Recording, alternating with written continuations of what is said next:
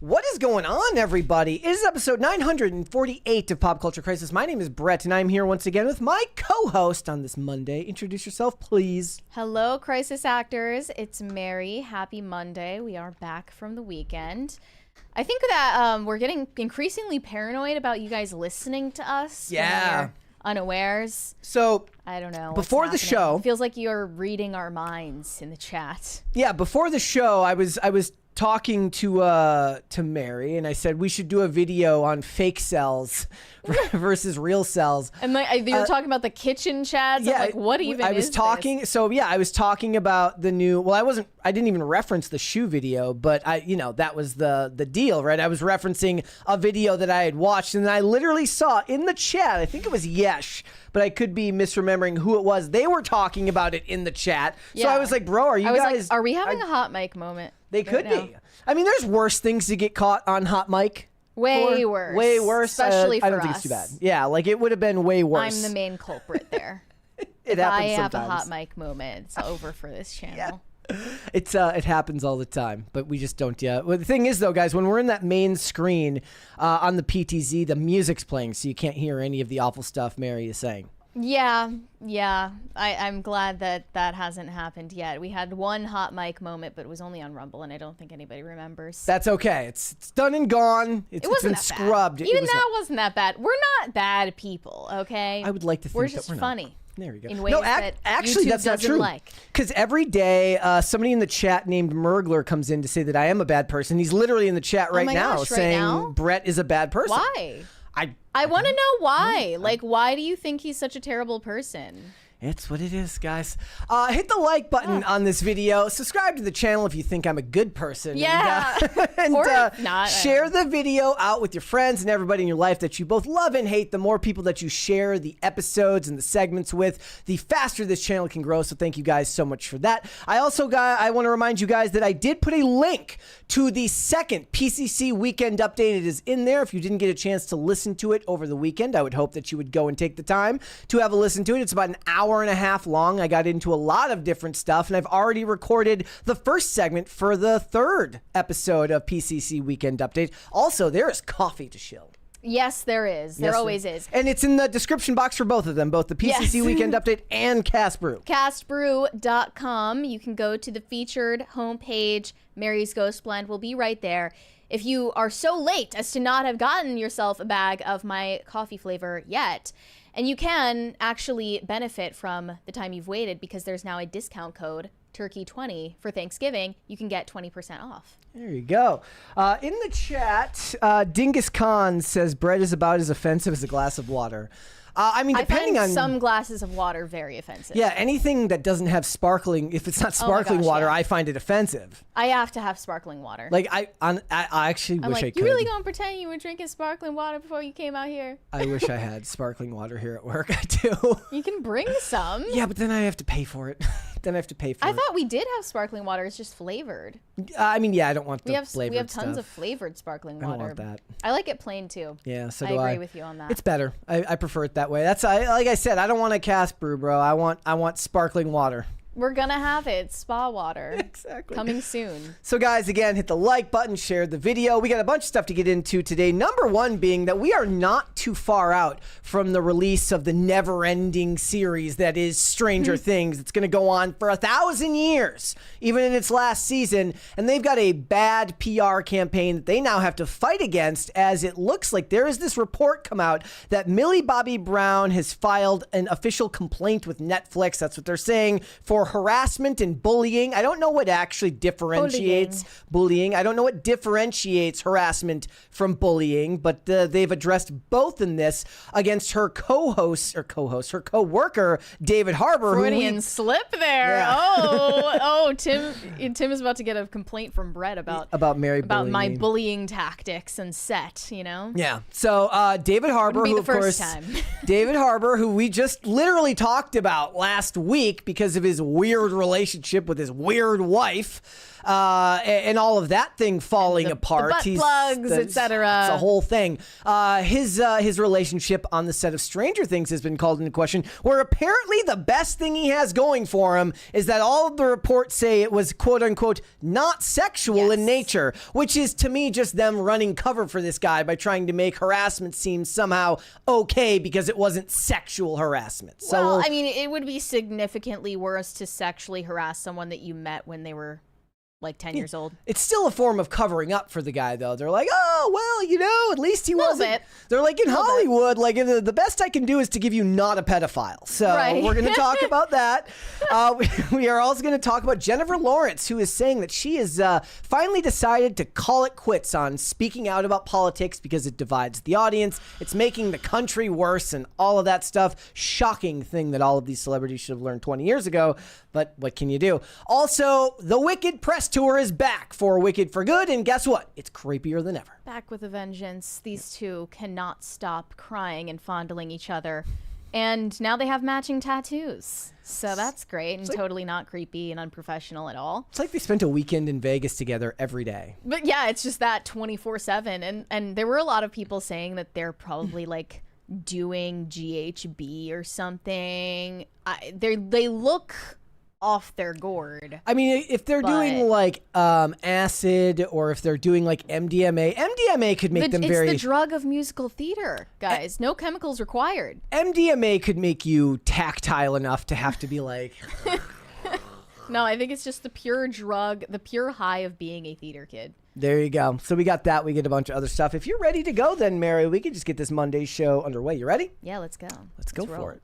Nicki Minaj came out as a based and red-pilled MAGA supporter over the weekend, guys. And, you know, she had dropped some hints over the years. First, I'll mention, she is a vaccine skeptic.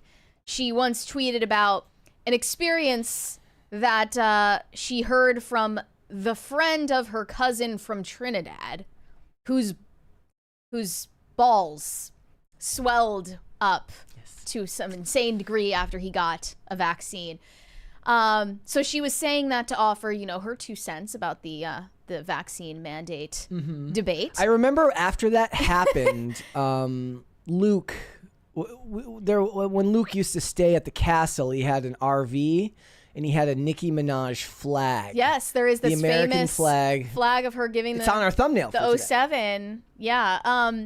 So a lot of people get that mixed up. She wasn't talking about her cousin from Trinidad. No, it was the friend of her cousin from Trinidad who had the swollen balls, just for the record. And then on top of that, she also was very complimentary of Ben Shapiro when he made his debut as a rapper, which a lot of people thought was a dog whistle. She was praising him for that.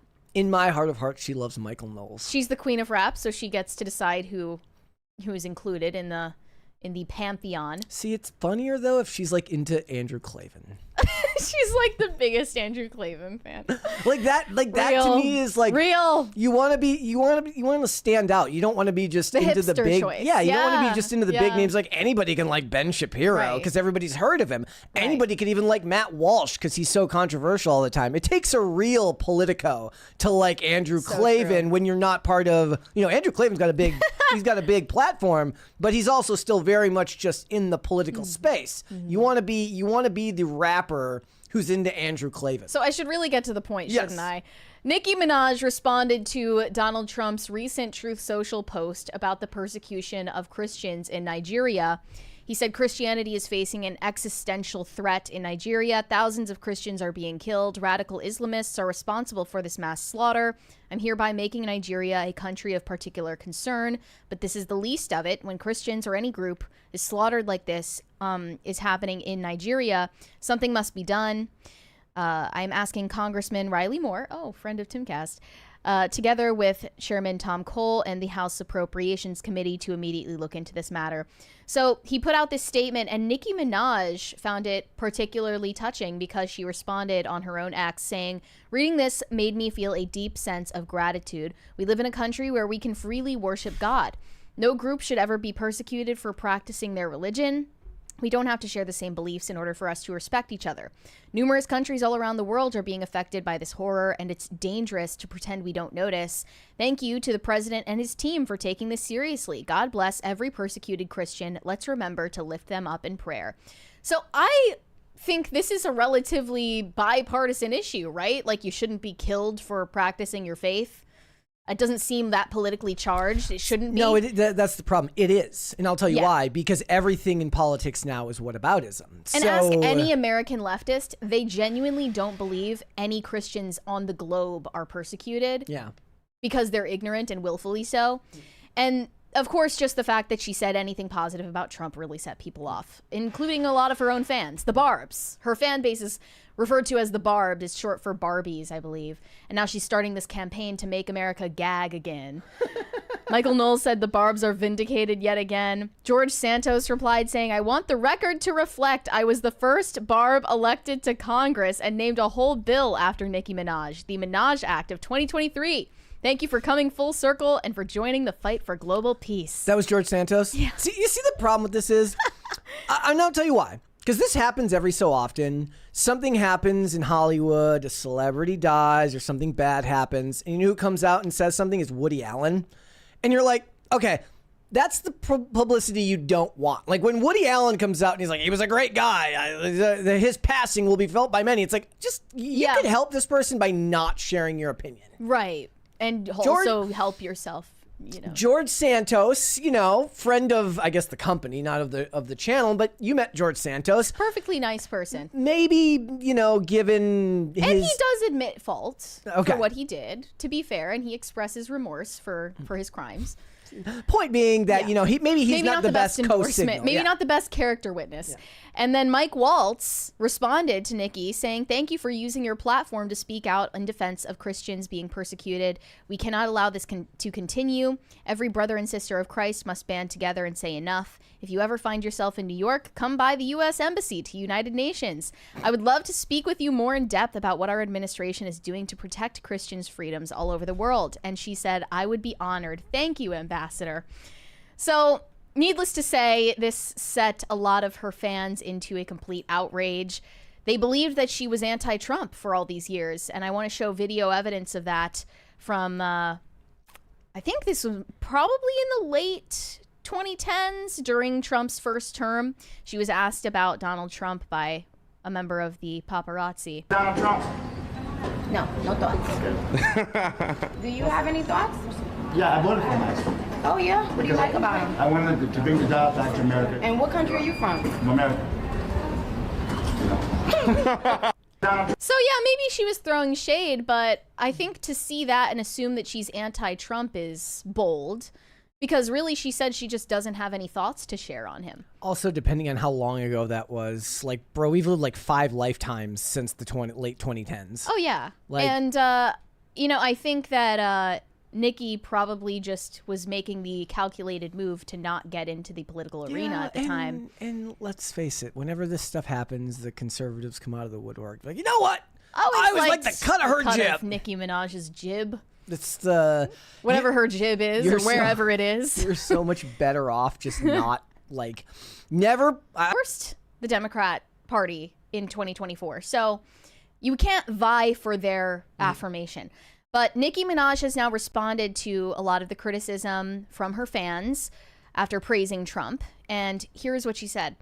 Imagine hearing that Christians are being persecuted and not being able to have empathy for them because you're blinded by your own personal obsession with Trump. This is more about you than him, my darling. Blocked.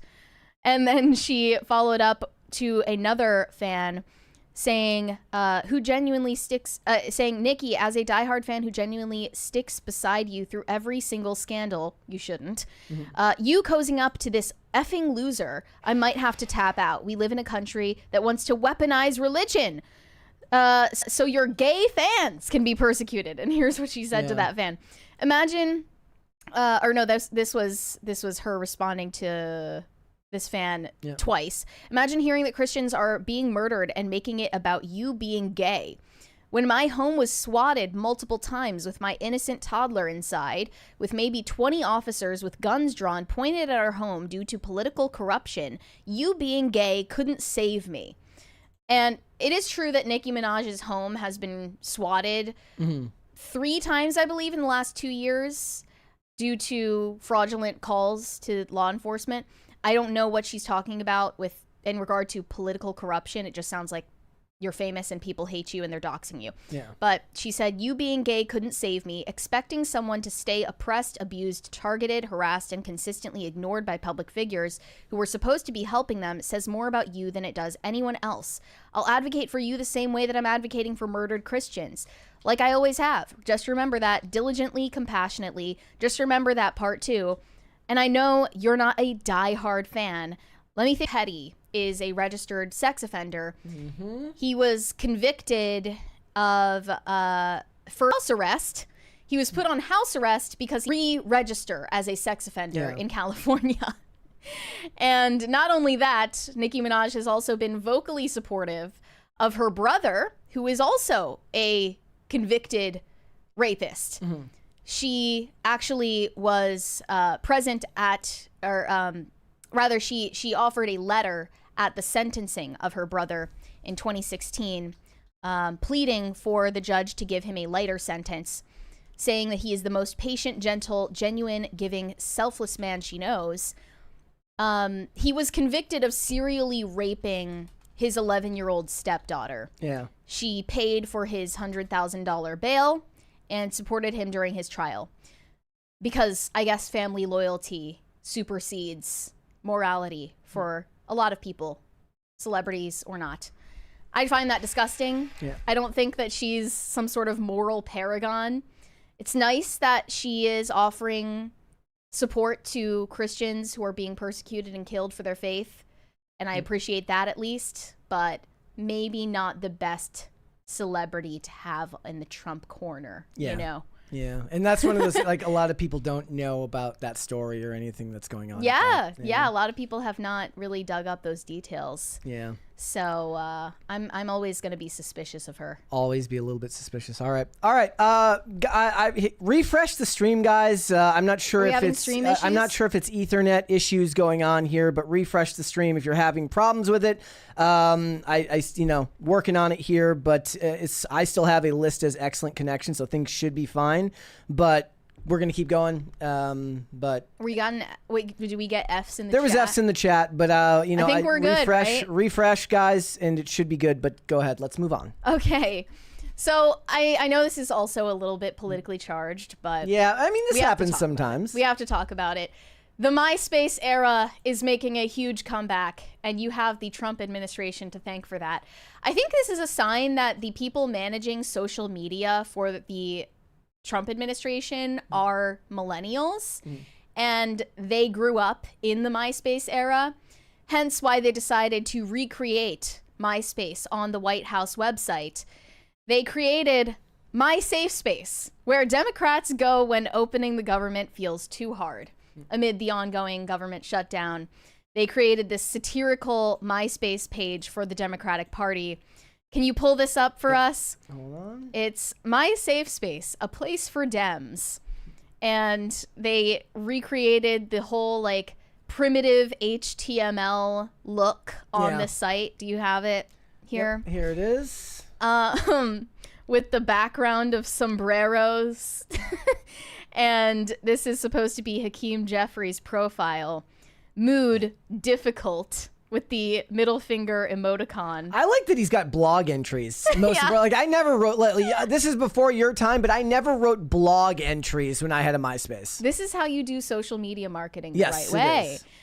It is. So Hakeem is in your extended shutdown network, it says. In the About Me section, hey, we're Democrats in the House and Senate. We love DEI, transgender for everyone, and handing out taxpayer benefits to illegal immigrants. We couldn't care less if our men and women in uniform get paid and if our neighborhoods are safe. We just love playing politics with everybody's livelihoods. Heroes, anyone who identifies as a radical leftist, transnational gangs, illegal immigrants, who I'd like to meet. Honestly, we couldn't meet enough members of Antifa or illegal immigrants. They're so awesome. I'm sorry, but the music is amazing. Nicknames: Sombrero Guy, Timu Obama, Dollar Store Obama, and Chuck E. Cheese Obama. And yes, they have What I've Done by Linkin Park embedded on the webpage. But the music lists Shut It Down by Pitbull featuring Akon, Shut It Down, Drake, Money, Money, Money by ABBA, Money for Nothing, The Dire Straits, Stay Woke from Meek Mill and Miguel, Ultimate Mariachi Music Playlist for a Fiesta. Amazing. And movies, The Shutdown 2022, Other People's Money 1991, Ghostbusters 2016, and Snow White 2025. Amazing detail Adding there. Ghostbusters The attention 2016. to detail was just top tier with whoever put this together. Like adding Ghostbusters 2016 is diabolical. Television, The View, SNL, The Handmaid's Tale, and The Joy Reid Show. Books, Rules for Radicals, Antifa, The Anti-Fascist Handbook, and The Communist Manifesto. General interests include Antifa, Acting Tough, drug dealers, and illegal criminal aliens. They also, of course, added Hakeem's top 8 list here. Joe Biden, Fenty Girl, Antifa, Soros, Chucky, and then, of course, the real Chucky, Maryland Dad, and Tampon Tim. Somehow I like it. I like the nostalgia bait. Things would have been better if all of the complaints would have been like, imagine like how popular social media is now for political assets, for political figures. Imagine what would have happened if there was a time when Donald Trump was running for president and he had a top 8 list. I love it. Who was in your top 8? You had MySpace. It was all friends that I skated with. We have a 20 There was definitely no bands in my top 8. I did not have a top 8 with people I didn't know. Ezek said, I completely forgot everyone was by default an amateur coder thanks to customizing MySpace profiles 20 years ago. Yeah, before Zoomers started vibe coding with AI, millennials were just in the thick of it, learning HTML.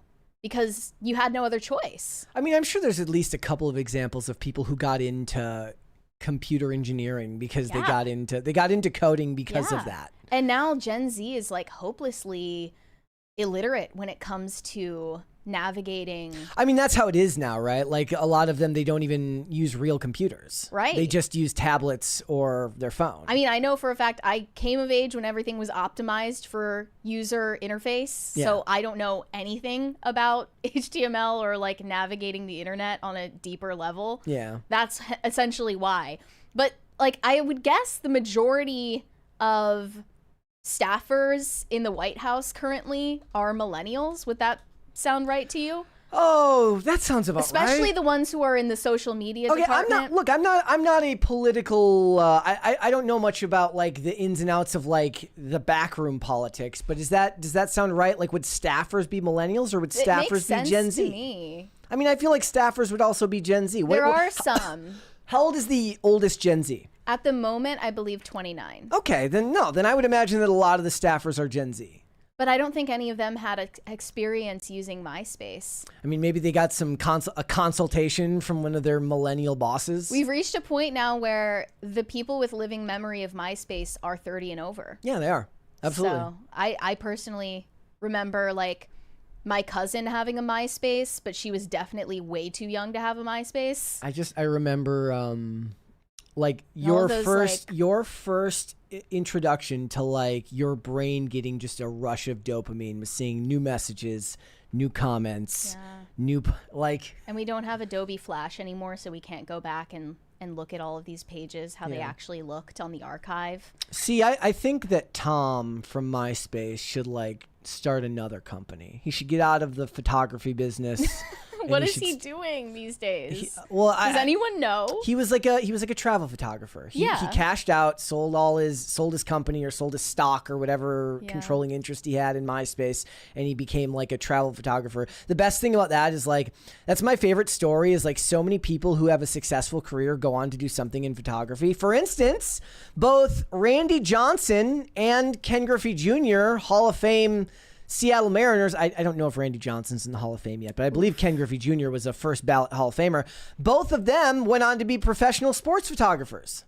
This is so sad. Guys, this is more extreme than the Library of Alexandria. It was back in 2019 that MySpace lost all content uploaded to their site prior to 2016 due to what they called a faulty server migration.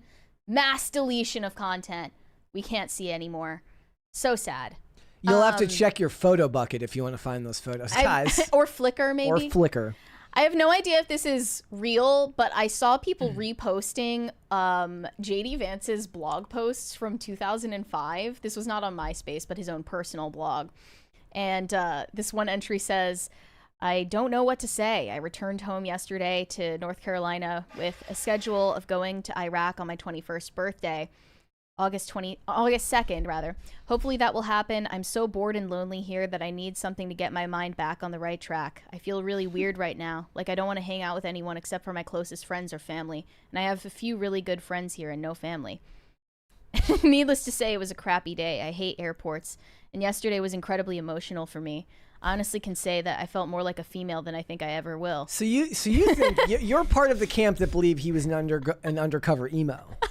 Any thought about my family? A memory of Megan singing BANANAS in the back of the car. The card that my little cousins made for me or whatever made me tear up. I couldn't watch Garden State because New Jersey's landscape is so much like Ohio's. The music is so relevant to my life right now. And the story of a guy returning home, realizing that home isn't what it used to be, etc., made me tear up. He was an emo kid. That's okay. Look, everybody posted. So look, He has a built-in eyeliner. I still believe also that a majority of the insecurity that millennials feel today, I fully believe this. I don't believe you can go through this type of emotional manipulation and not.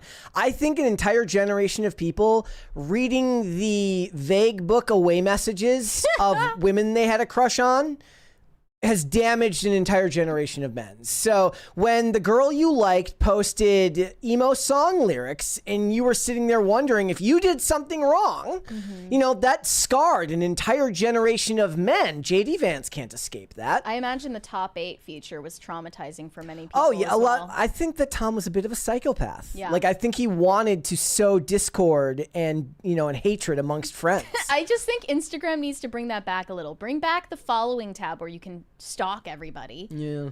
You can play music on your profile on Instagram now. That's a little bit. Nobody does that though. Like, 'cause I nobody, do that. Well, I'm saying, but nobody like turns it on. Like Yeah. most people, like the volume just, that's not how your phone works. Right. But yeah, this is, I mean, JD Vance shockingly pulls off the emo look really well. I think it's because of the built-in guy liner. It's just genetic blessing. Thank you, Schmo, in the Rumble chat. It does look like Randy Johnson, as well as Ken Griffey Jr., both first ballot Hall of Famers in baseball, who went on to be professional photographers. And then if I remember correctly, somebody can correct me if I'm wrong, Randy Johnson's logo for his photography company was a picture of like the bird. There's this famous image of Randy Johnson when he was a pitcher. He threw a fastball and it hit a bird and just destroyed the bird. And the like his logo was of the bird getting demolished. That's awesome. Yeah. We have another rare emo JD Vance pic to share with all of you. Not just this one, but this one. Even more horrifying. I saw this tweet that said dating JD Vance when he was a fat emo kid is like buying Bitcoin in 2009. Usha, one of the greatest investors of all time. There you go. She got in on the ground floor. And he's so memeable as well. Like, I just saw that he recreated the infamous fat JD Vance meme for Halloween. That, yeah. And it's shockingly accurate. Yeah. And he's not even as fat now. He's lost quite a bit of weight. You Looks can like see he it in had this. he had to use the phone angle to make his face look fatter. Yeah. He slimmed Happy down. Halloween, kids, and remember, say thank you. They're on point with the social media relations in this administration. You have to to say. be. You have to be these days, unfortunately. Biden administration kind of flopped when it came to social media. Yeah. Yeah. Kamala's campaign was even worse, leading into the whole brat thing. It's Trump's campaign is more inherently mimetic, and it's how you push back against any pushback you get, which is to turn it into a meme. Well, the best social media moment for Biden was, what was it? Like, it wasn't dark woke. It was like pre-dark woke. It was like him with the laser eyes, just like we drew it up. Yeah, that was the one time it was good. That was a good moment because for it was them. over the Super Bowl, Right. Like where people were Right. people were insane and saying that they were rigging the Super Bowl, and they posted that was like the one time they were funny. Yeah. They nailed it that one time, but I think that the Trump administration is outshining them in this regard. Yeah. So I have to give them kudos. Hats off. All right. Or I guess like beanies off if I'm emo. Yeah, there you go. Well, yeah, or I mean, it's like a devil's lock swoop in the hair. Everyone says I'm emo because I have side bangs. It's not. This is not the emo bang. I mean, this is a humble side bang. I thought they were just doing that because you wear all black. Yeah, doesn't take much these days. No. All right, cringe or cute of the day? Let's see the cringe first. This Okay. one is a wild ride. That bad? Yeah. Okay. Yeah, this is another moment where you're like, take podcasting equipment away from people now. Okay. Here We go. need to make podcasting equipment way more expensive. Okay, here we go. Crack girlies. You can't function on crack. You cannot function on crack. I did for a little while. Yeah, things. Oh, I know her. She's Really? she's really big on Instagram. Oh, I haven't seen her before. She's telling the truth. She is an addict in recovery, but she plays a bit of a character when she does her The way that she Have you ever- tells this story is insane. Do you remember when I did the thing where it's like she's the one who did the scream that I scrumped? Oh, That was she her. made that up? That was her. Yeah. Nice. Okay, let's start this again. Crack girlies. You can't function on crack. You cannot function on crack. I did for a little while. Yeah, things got really bad quickly. Brought you to your knees, literally and figuratively. Yeah. And do you still have your kid? Yeah.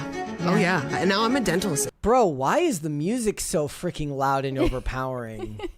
Because it's dramatic. Okay. Right? So I'm supposed to be sitting there doing these procedures with the dentist, and I like made up that I have IBS. I'm getting up like every 5 minutes, and these are like hour and a half, 2 hour, 3 hour appointments for like major dental work, and I'm supposed to be there doing all the fucking things, and I'm like, oh, gotta go. You know, I'm smoking crack at my job. Fucking, we had a storage closet that would be like, I'm gonna reorganize the whole entire storage closet and like whatever, and I'm in there smoking crack. I'm in the fucking back where we're making molds. I'm cooking crack in there. Like, that's insane. That is insane. That is diabolical. Crack was really another fucking beast for me. So yeah, things started to get pretty crazy. Did you ever get caught? No. Which was fucking insane. Yeah, you're on high alert. This lady is cooking crack at the dentist office She's while you're having your so- teeth drilled into. So I'll preface and say that likely the point of this interview, the whole point of the interview, was about her journey in sobriety. No, I'm sure. I'm sure this clipped, is out it's- of context. But clipped, it's out of pocket. Yeah. I was like floored.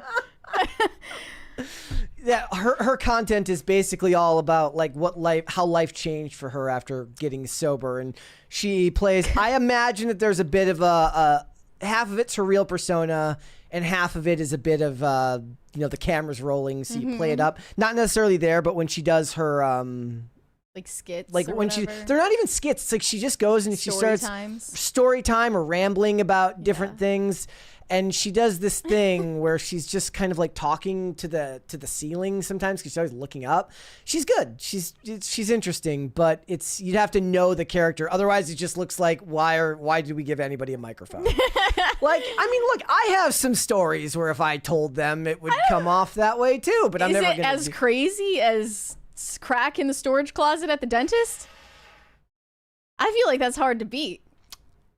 I could tell some It's stories. hard to beat. I could tell some stories, but You don't know, have to. I mean, good for the- her for having a sense of humor about it, I Yes. guess, on the other side. All right. That's nice.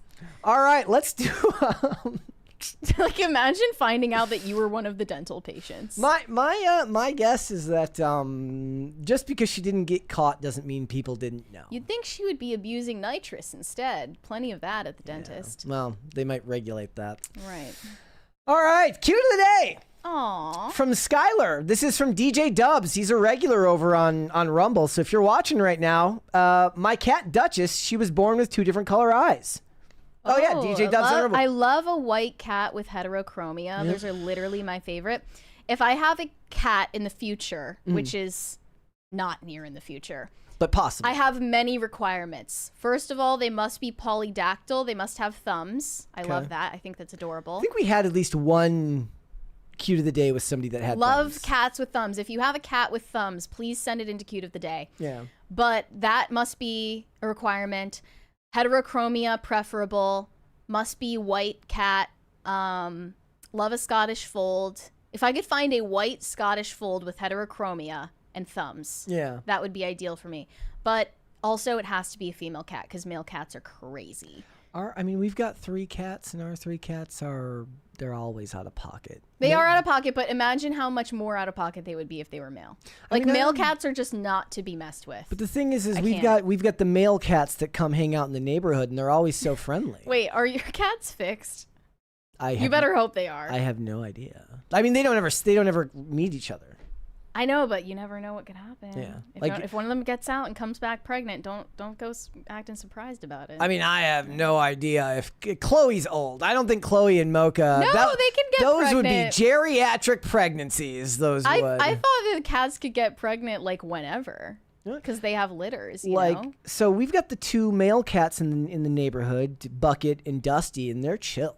Especially Bucket. Dusty's a little bit skittish. They're probably not fixed.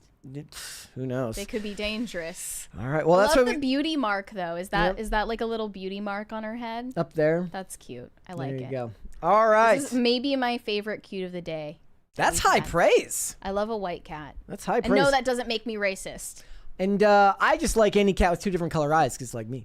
I love that too. All right. Let's move on. Guys, David Harbour is in a lot of trouble right now, which means that Netflix is also in a lot of trouble. They are going up to the... Hold on. We'll roll it back. Oh, okay. Hold, please. Thank you. It's always the worst timing with these things. We're gonna reel it back.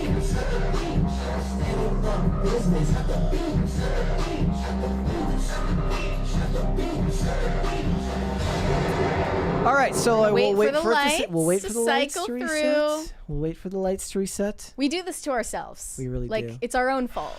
That's okay. Hold, please. We're holding. Everyone's okay. Everyone's okay. Here we go. The world is anticipating the 5th and final season of Stranger Things after over a decade of waiting. And it looks like this PR disaster is going to put a damper on things. Allegedly, Millie Bobby Brown filed an internal complaint against her co-star David Harbour for bullying and harassment before and during the filming of this final season. And Daily Mail is the one outlet that reported this. People are calling it into question and saying it's not well sourced. The only source that they quoted in this article is allegedly a friend of Lily Allen's. If you weren't caught up on all the drama, David Harbour is in the middle of an extremely messy divorce with Lily Allen. She just put out this new album called West End Girl, which has a lot of song lyrics directed at David Harbour, who allegedly cheated on her multiple times throughout their marriage. And he's getting a lot of hate right now for that. But this is just icing on the cake. Millie Bobby Brown filed a harassment and bullying claim before they started shooting the last season with pages and pages of accusations. So Daily Mail says, while they've always had a turbulent relationship on screen, they can now reveal that David Harbour faced shocking claims that he bullied and harassed his co-star Millie Bobby Brown. He's also, That's of course... great. His job, given how young she was when they started acting, was to do literally the opposite of that.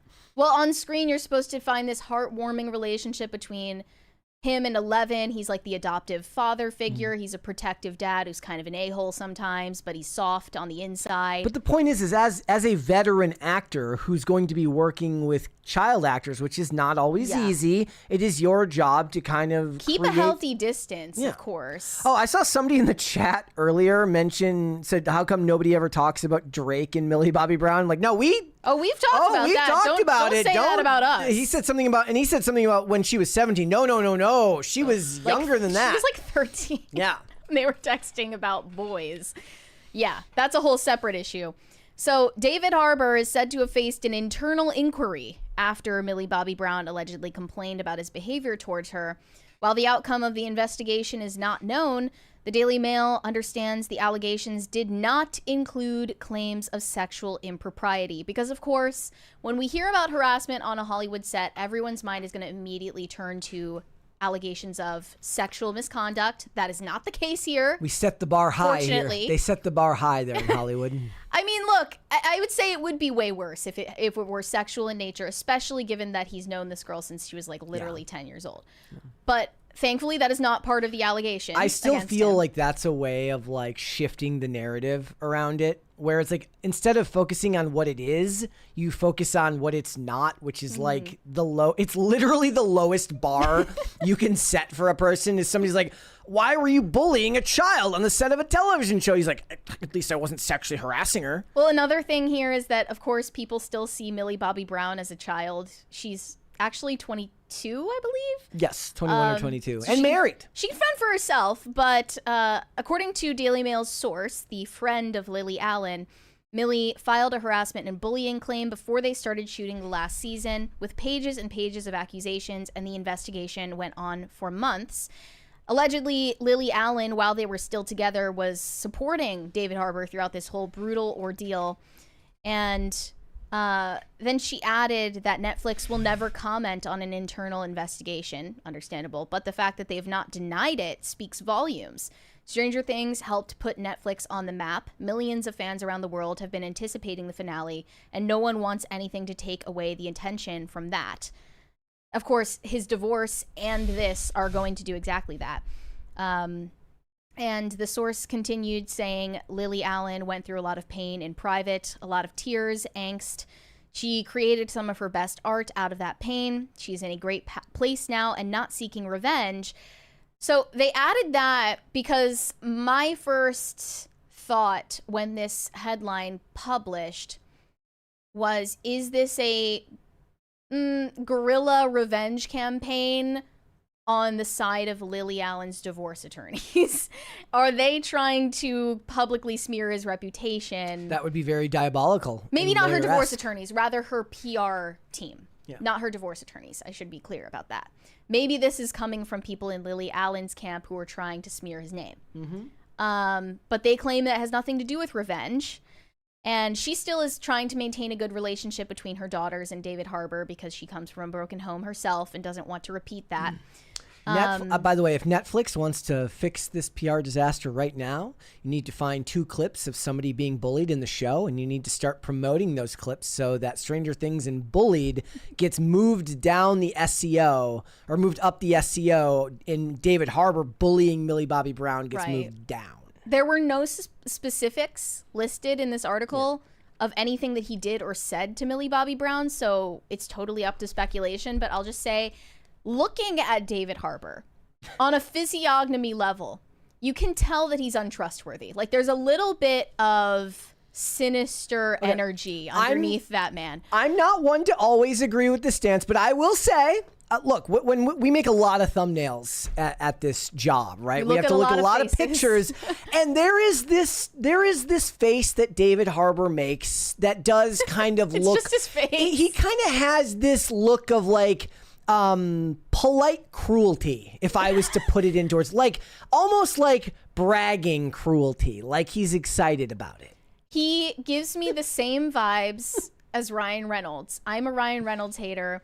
They seem like 2 guys with huge egos who sort of have this sense of humor that on the surface seems lighthearted, but there's a bubbling rage. There's an under the undercurrent surface. of rage or anger. And everyone is just laughing politely because they don't want to be in the crosshairs of either of these men, but they come off like they cannot be trusted. That makes more sense for Ryan Reynolds than David Harbour, because Ryan Reynolds is a bigger star than David Harbour. Don't get me wrong, David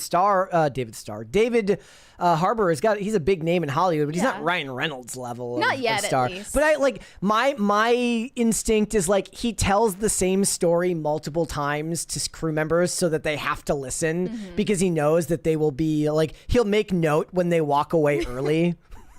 Yeah. Like he actually gets a kick out of it. He's like, oh, Bob. He looks like Why a are you little bit of leaving? a psycho. A little bit. Yeah.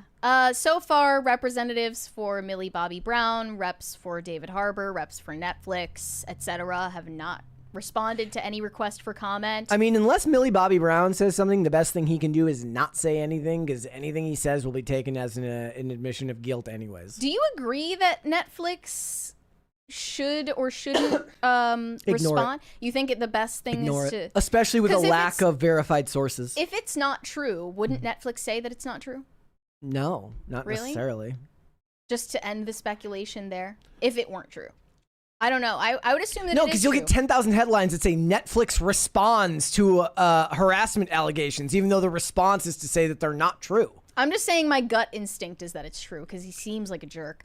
But you were making jokes about him saying stuff about her father-in-law. She is married to Jake Bon Jovi, the son of course, Bon Jovi, and he's like saying like, "Oh yeah, I lost my virginity to your father-in-law's song." And she's just like, "Why are you telling me this?" Stop right now? doing. See, even that's a little bit too far because that would be sexual tail into misconduct, sexual yeah. harassment. But Right. I could see him making jokes like, "Oh wow, your father-in-law's music's not selling well these days, Right. is it?" Oh, Yeah. saw your father-in-law at a No Kings protest. Oh, and I got a community note here that said the only source quoted as a friend of Mr. Harbour's estranged wife. The Daily Mail has a low score for credibility. Oh, thank you, MediaBiasFactCheck.com. Well, they have a high credibility for fun.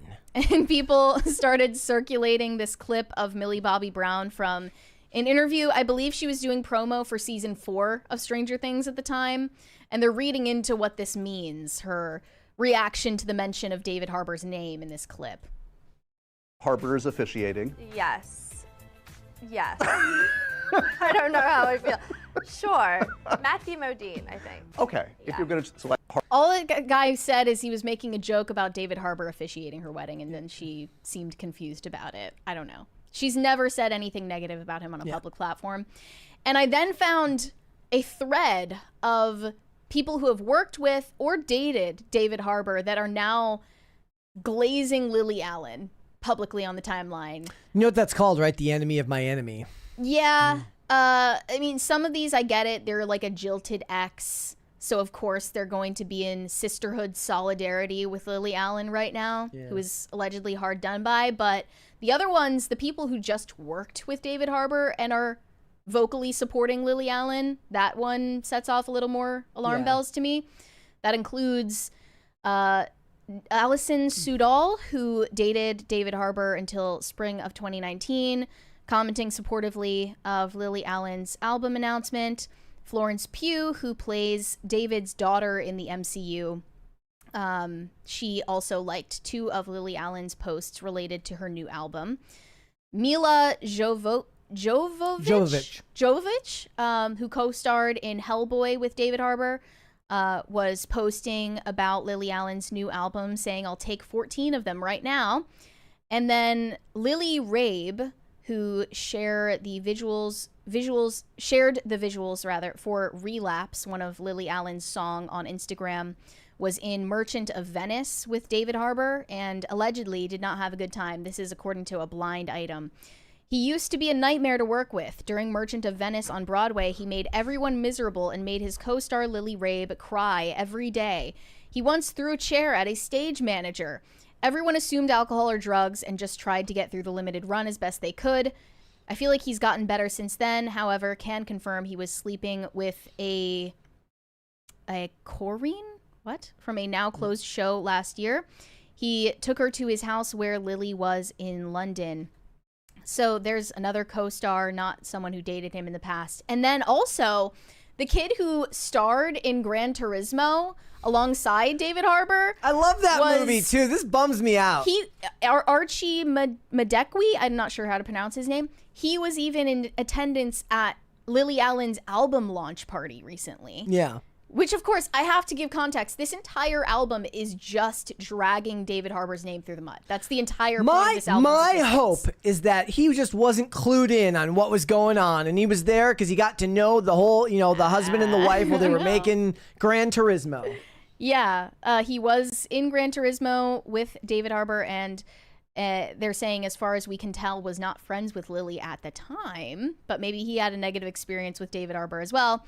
Sinead Matthews and Hanako Footman, who were in Madhouse, have both liked multiple posts and shared content from Lily Allen on their Instagram. And Julia Stiles, who dated David Harbour for several years, has also liked didn't know multiple posts on Lily Allen's album announcement. And now Lily Allen and Julia Stiles follow each other on Instagram. So they're, having phone calls, commiserating about their experiences with this man. Oh my gosh, he's so awful. Go off, queen. But overall, the more interesting aspect of all of this is how Netflix is going to handle the PR disaster I that think they they face. just ignore it. I think They're probably going to take the route of ignoring it, but all of the headlines related to Stranger Things at the moment are related to the Millie Bobby Brown allegation They've also and Lily got, Allen. Like, given the fact that the new season is coming out, they've got loads and loads of promotional material to come out. So they're going to just start burying you in Stranger Things promo, and that's all they'll have to do. One of the official Stranger Things accounts just got copyright claimed by themselves. I saw that. Yeah. They're not sending their best. It doesn't help that obviously Stranger Things is getting a lot of warranted hate for the amount of time that has lapsed between seasons, and the fact that their trailer is not promising, and people just overall don't care about this series anymore beyond a sense of completionism. It's crazy. Paramount is screwed. So the Duffer Brothers, who are the ones who make Stranger Things, they're going over to Paramount, and after they they signed this huge deal, despite the fact that they have no credibility in the world of movie one-hit making. wonders. They don't have any movie credibility. It's just this one show, and they're like, we want to take longer between seasons. Like, the reason Paramount is worth anything right now is because Taylor Sheridan just releases stuff like this all the time. There's new seasons coming out constantly. And you're going to go from new shows every, couple of months to just nothing for, that works for Netflix because they got 8 zillion other things coming out. Paramount doesn't have that. I guess if I were one of the Duffer Brothers, I would have a huge ego too. But they openly say that they never had any ambitions of making TV shows. Yeah, they wanted to be movie directors. And they always wanted to do movies. They think they're above the medium of TV, and that's why they're trying to destroy the medium of TV by turning it into movies. Yeah, so you can watch 2-hour episodes of Stranger Things. Bullshit. They said all of the episodes of the new season are over an hour and 15 minutes. Literally, that's when I Psycho. have nightmares. That's exactly what it is. And they're releasing the last season in 2 parts. One of them is at the end of this month. The second part releases on Christmas Day, I believe. Ugh. I have no patience for this. Nope. If any of you are planning on watching the last season of Stranger Things, if you've even kept up this long, please let us know what's going on in the show. I have zero interest in it, though. All right. Oh, yeah, and they're correct. It is Jovovich. It's Millie Jovovich, I think. Jovovich. Yeah, somebody corrected. I was like, when I said Jovovich, I'm like, Sounds I think it's a vaguely Eastern European. I think it's a Y, but then it's Jovovich. Okay. Yeah. Let's read some super chats. Shane H. Wilder said, "Happy Monday, Brett and Mary. The pilgrimage to the Little Flower Basilica to see the relics of St. Therese was amazing. I prayed for y'all while there. I'll have a write-up with a video this Sunday. Thank you so much for your prayers." And awesome. Not That Jon Stewart said, "Everyone has haters, even Keanu Reeves." I'm one of them. Mary is the What's your Keanu point? Reeves hater. I mean, yeah, if you're important enough to have haters, you have haters. I need my own photo of when you make fun of me, this is who you're making fun of. Like, I need my own version of that. Well, what would I don't know what it'd be. I'm gonna get a photo of me when I was a teenager, like a selfie. Yeah. A mirror selfie. Yeah. Yeah. Pop Culture Junkie said, "You folks just gave me a great idea. Get a bunch of strange celebrities acting weird clips and play which drug is the celebrity using."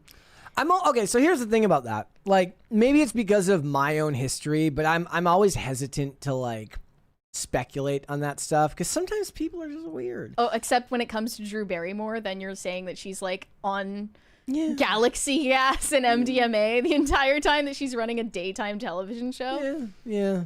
I mean, that's the one time that you'll throw someone under the bus. I bet if Drew Barrymore touching all of her guests.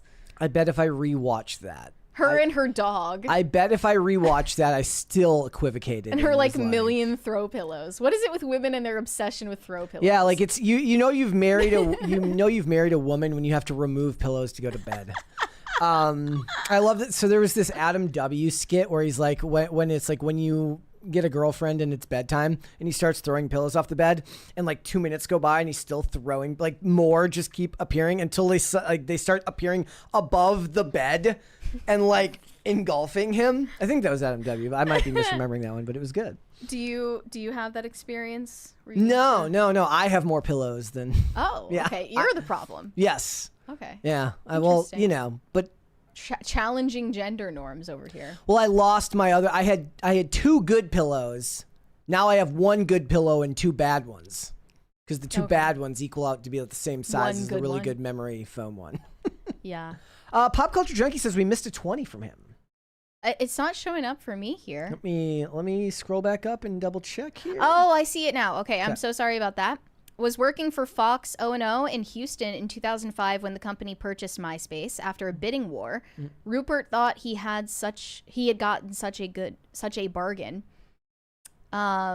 Wait, so Fox bought MySpace? I didn't know. I thought MySpace got bought by like a music conglomerate. Maybe I'm misremembering. Wait, who? I'm like losing internet history here. MySpace was bought by Time Incorporated. No. Oh my gosh.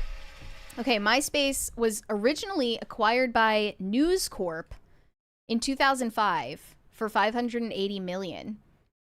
And then it was later sold by News Corp to Specific Media Group and Justin Timberlake in 2011 for $35 million. And in 2016, Time Inc. acquired MySpace and its parent company, subsequently purchased by Meredith Corporation in 2018, which then it spun off the parent company and its assets, including MySpace. In 2019. As of now, MySpace is owned by Viant Technology LLC, which I've never heard of. Guys, we have 1,100 people watching this stream and 229 likes. Let's get those likes up, huh? I feel like there's something very sinister about something called News Corp buying MySpace in 2005. Like, that inherently sounds evil. Yeah. What was the name of the company from Mr. Robot? It's literally Evil Corp. It's giving Evil Corp to me.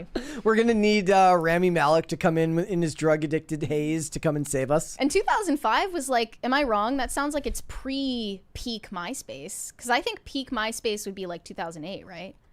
That sounds right. 2005 was like when it was still like a burgeoning...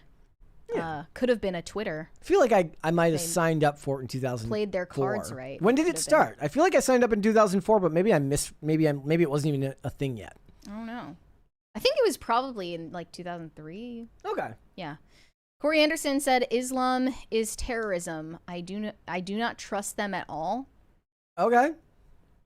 Yeah, you're always talking about them though. I was probably not great for your emotional health. So we set up the Christmas decorations yesterday. There's a reason for it. You can check my Instagram why we did it. Pre-Thanksgiving. Yeah, there was a reason for it this year though. No shade, but there was a reason for it.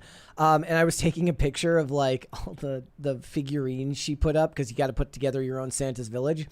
And there's a bunch of figurines on like one of the bookshelf because Olivia is a voracious reader, and like one of them is like it's like a Santa Snoopy next to a book on Islamism. Oh. And I was like, no. I think that juxtaposition is perfect. It was I was like, how to be so erudite yet so adorable. What's the book? I don't remember what it was. I think it was a critique of Islamism, but I don't know. Maybe there's something else there entirely. The but Quran. she's like, no, you gotta crop out the book on Islamism. Adam said the Christians in the Congo are being massacred. Pray for the Christians all over the world. Yeah, I'm not as well versed on religious persecution of Christians as I should be. But yeah. The prayer is always warranted. DJ Dubs on Rumble said 8 likes on Rumble with 300 viewers. Make sweet love to the like button. Yeah. Now, it's a little response creepy. right after that says 36 likes on my Rumble counter. Yes, get the likes up on there as well, ladies and gentlemen. Make bot accounts and like the video with those too. All right, let's move on. Okay.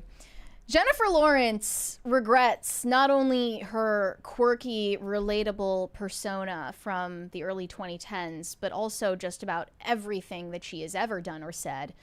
And that especially pertains to her comments about politics during the first Trump term. in the 2010s, she, at the time, released an op-ed after Election Day in which she declared that Trump's victory meant the only people that feel safe in America, that their rights are recognized and respected, are white men. So that was her reputation for the longest time. She's also outspokenly pro-choice, even to the point of kind of harassing her more conservative-leaning parents about the issue.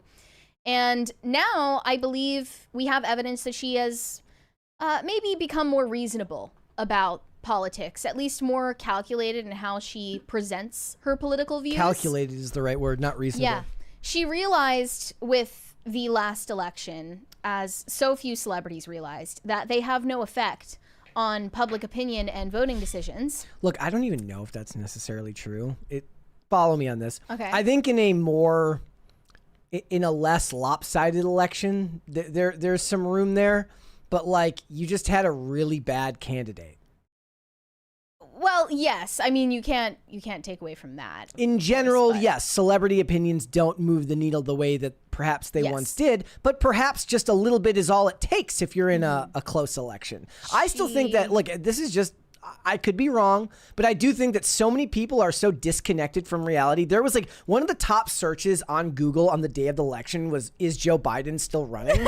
Like, if they would have just dragged his corpse ass into the booth and got him, they could have got him elected. I still believe that. It's definitely a possibility. Yeah. But I think that she realized that, celebrities' political opinions are not welcomed as easily as they used to be. Especially for people who are online and pay attention to this stuff. In this day and age.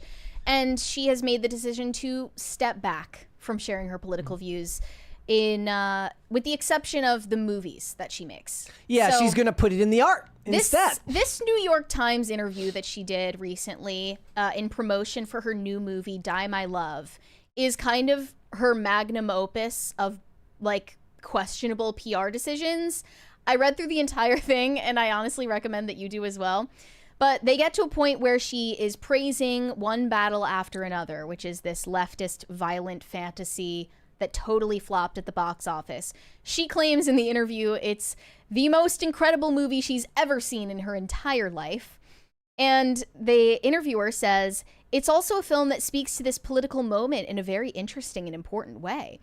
And Jennifer Lawrence says, and it's a good idea. It's not a bad idea. The journalist asks her what she means, and she says, a revolution. They're like, are you like inciting a civil war now, J-Law? It's like when Bill Burr would like compliment Luigi. And I also saw earlier in the interview, the journalist said, word for word, I do want to talk about politics, but one more thing about the film. Like, they just could not be any more on the nose about it. But they say, you have been politically outspoken in the past. In the first Trump administration, you had a lot to say. I'm curious how you feel about speaking out now. She says, I really don't know if I should. During the first Trump administration, I felt like I was running around like a chicken with my head cut off. But as we've learned, election after election, celebrities do not make a difference whatsoever on who people vote for. So then what am I doing? I'm just sharing my opinion on something that's going to add fuel to a fire that's ripping the country apart. I think I'm in a complicated recalibration because I'm also an artist. I don't want to start turning people off to films and to art that could change consciousness or change the world because they don't like my political opinions. I want to protect my craft so that you can still get lost in what I'm doing. And if I can't say something that's going to speak to some kind of peace or lowering the temperature or some sort of solution, I don't want to be a part of the problem. I don't want to make the problem worse. It's interesting that she would talk about lowering the temperature minutes after saying that we need to have a political revolution in this country. And she followed that up by saying, I regret everything I've ever done or said. I'm going to take the zip drives out of all of these cameras when I leave. The second Trump term feels different because he said what he was going to do. We knew what he did for 4 years. He was very clear, and that's what we chose. Have they decided to tell me yet what that exactly that is? I guess the pet project right now is ice raids. Yeah.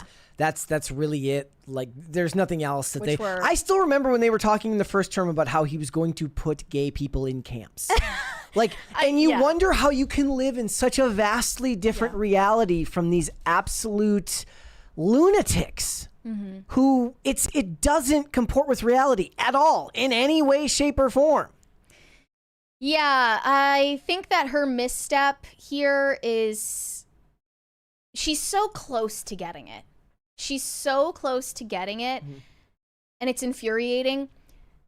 People don't want to hear your political opinions on press tours for movies, but they also, possibly even more so, don't want to hear your political opinions in your stories. I'm of two minds on that. So that depends on how well it's layered into the movie. We're not talking about, opening the movie and guy says this is good and this is bad. Certainly depending on how like up your own ass you are about your art, you'll be like, this was actually a commentary on this, and this, whatever. But I think people have more of an aversion to hearing your political opinions as just an opinion from the actor. And when it's laced well within the art, people either don't know or don't care. People liked Eddington. People thought Eddington was fine. Like, I saw more than a couple of people who praised that movie and thought it was quite good. The problem is you can never misinterpret somebody's commentary on Donald Trump is evil. Fair. And I'll add, by her own evaluation, One Battle After Another is an example of a movie that did political commentary masterfully. Yeah, That's that how just means she's got a it. horrible bar for like what that means. So I don't trust her with that evaluation. But, I think I take more offense, actually, at the politicization of their movies. Because oftentimes, first of all, they're taking an existing IP and ruining it. Yeah, that's another. It's another layer thing of if it's betrayal. their own. But also, if it's their own idea, I think that it just degrades the art. So if you're actually just like flapping your jaw in an interview narcissistically, you're not doing anything to degrade our culture. When you put it into art, I think that's more of an offense on the public, especially when you're asking us to pay money to see it. So I would take personally more offense at the political messaging in film than I would at Jennifer Lawrence saying something stupid on Instagram. Well, I'll tell you why I give her a pass on that, and that's because she talks about it being her production company. Right. So yours is more of like an existential level, like it's bad for the culture. My issue is more when you do it and somebody else is paying for it. And then you complain about the reception of it. Yeah, if she's funding it, if she's producing this stuff herself, who am I to tell her she can't make crappy art that nobody wants? Like, that's not my business. Like, that's up to her. But it's when these artists keep saying like, not only is my movie great because I got to make the movie I wanted, you're a bad person for not wanting to see it. Well, what about you? You're a bad person for putting out something that couldn't actually make its money back when the studio entrusted you to do so. Now, the actors are just one layer about that. Obviously, the writer takes more of an issue. The writer, the director, there's a lot of people, there's a lot of blame to go around before it even gets to the actor. Because a lot of times what they say is like, look, how often do you hear this? It's like, they did the best with what they had. How often do you hear that about an actor? It's an actor you like, or even an actor you dislike as a person, but you know they're good at their job. They did the best with what they had. Okay, it's on the writers, it's on the directors. There's 1,000 people. I always talk about it like it takes a lot of people to get a movie made, and it's actually kind of a miracle. I don't even know how often you can actually put into words what makes a movie good, because it's usually 10,000 different things. Even if it's like one magnetic performance from like a really, really good actor, yeah, well, he still had to have score that was timed perfectly for his delivery. There was still an editor who knew what stuff to make, to take out, what stuff to add, and how to pace the story. There's a lot that goes into making a movie good or bad, and a lot of it is done before it even gets to the actor's performance. So if she's the one approving the scripts for her production company, make the movie you want, but don't complain when it doesn't make any money. And certainly she's even admitted, though she might not realize here, why it won't, because it's tearing the country apart. If you want to take the Frank Coppola Flopalopolis route, you're free to do so. And then have to sell your $1 million watch because you lost a bunch of money on your movie. Yeah, but then at the end of the day, it's also the Hollywood studios' fault if they're taking a bet on an idiot's vanity project as well. So well, that's why everybody's mad at Disney now. They deserve each other in a way. That's why everybody's mad at Disney now for trying to pivot. Or even think about all the stuff that, like, when Jeff Bezos. When David Zaslav was hired, he was basically hired to like trim the fat, right? Which is why Batgirl was gone, which is why Coyote vs. Acme was gone. Everybody laughed and loved that Batgirl was gone. Everybody was pissed that Coyote vs. Acme was gone. The studio side of it is a whole different business, and you're never going to make everybody happy. This reminds me of a headline I saw earlier about the new Yorgos Lanthimos film starring Emma Stone, which is called Bugonia. And from my understanding, in the movie, she plays a female CEO that gets abducted by conspiracy theorists who believe that she is an alien. I find the concept interesting, but it made, $7 million at the box office in the opening weekend on a what budget? 50? It was $48 million budget. Yeah, that's crazy work. And then what they say in the headline is that it had a critical acclaim despite modest box office. Okay. Modest. So here's the thing. What was it? Give me the pitch on that movie again. Okay, so Emma Stone is this female executive. Yeah. She gets kidnapped by a group of conspiracy theorists who believe that she's an alien in disguise. How do you fuck that up? Sounds super interesting, right? No, that movie, first of all, I'm not even being sarcastic. That movie should get a 0 from critics. And I know it will be better because the critics should hate it and the audience should love it. Yeah. So it should be unserious. It should be ridiculous. It should be like Sharknado. And it would be the greatest thing ever. I still have and I haven't watched it yet, but I kept losing it.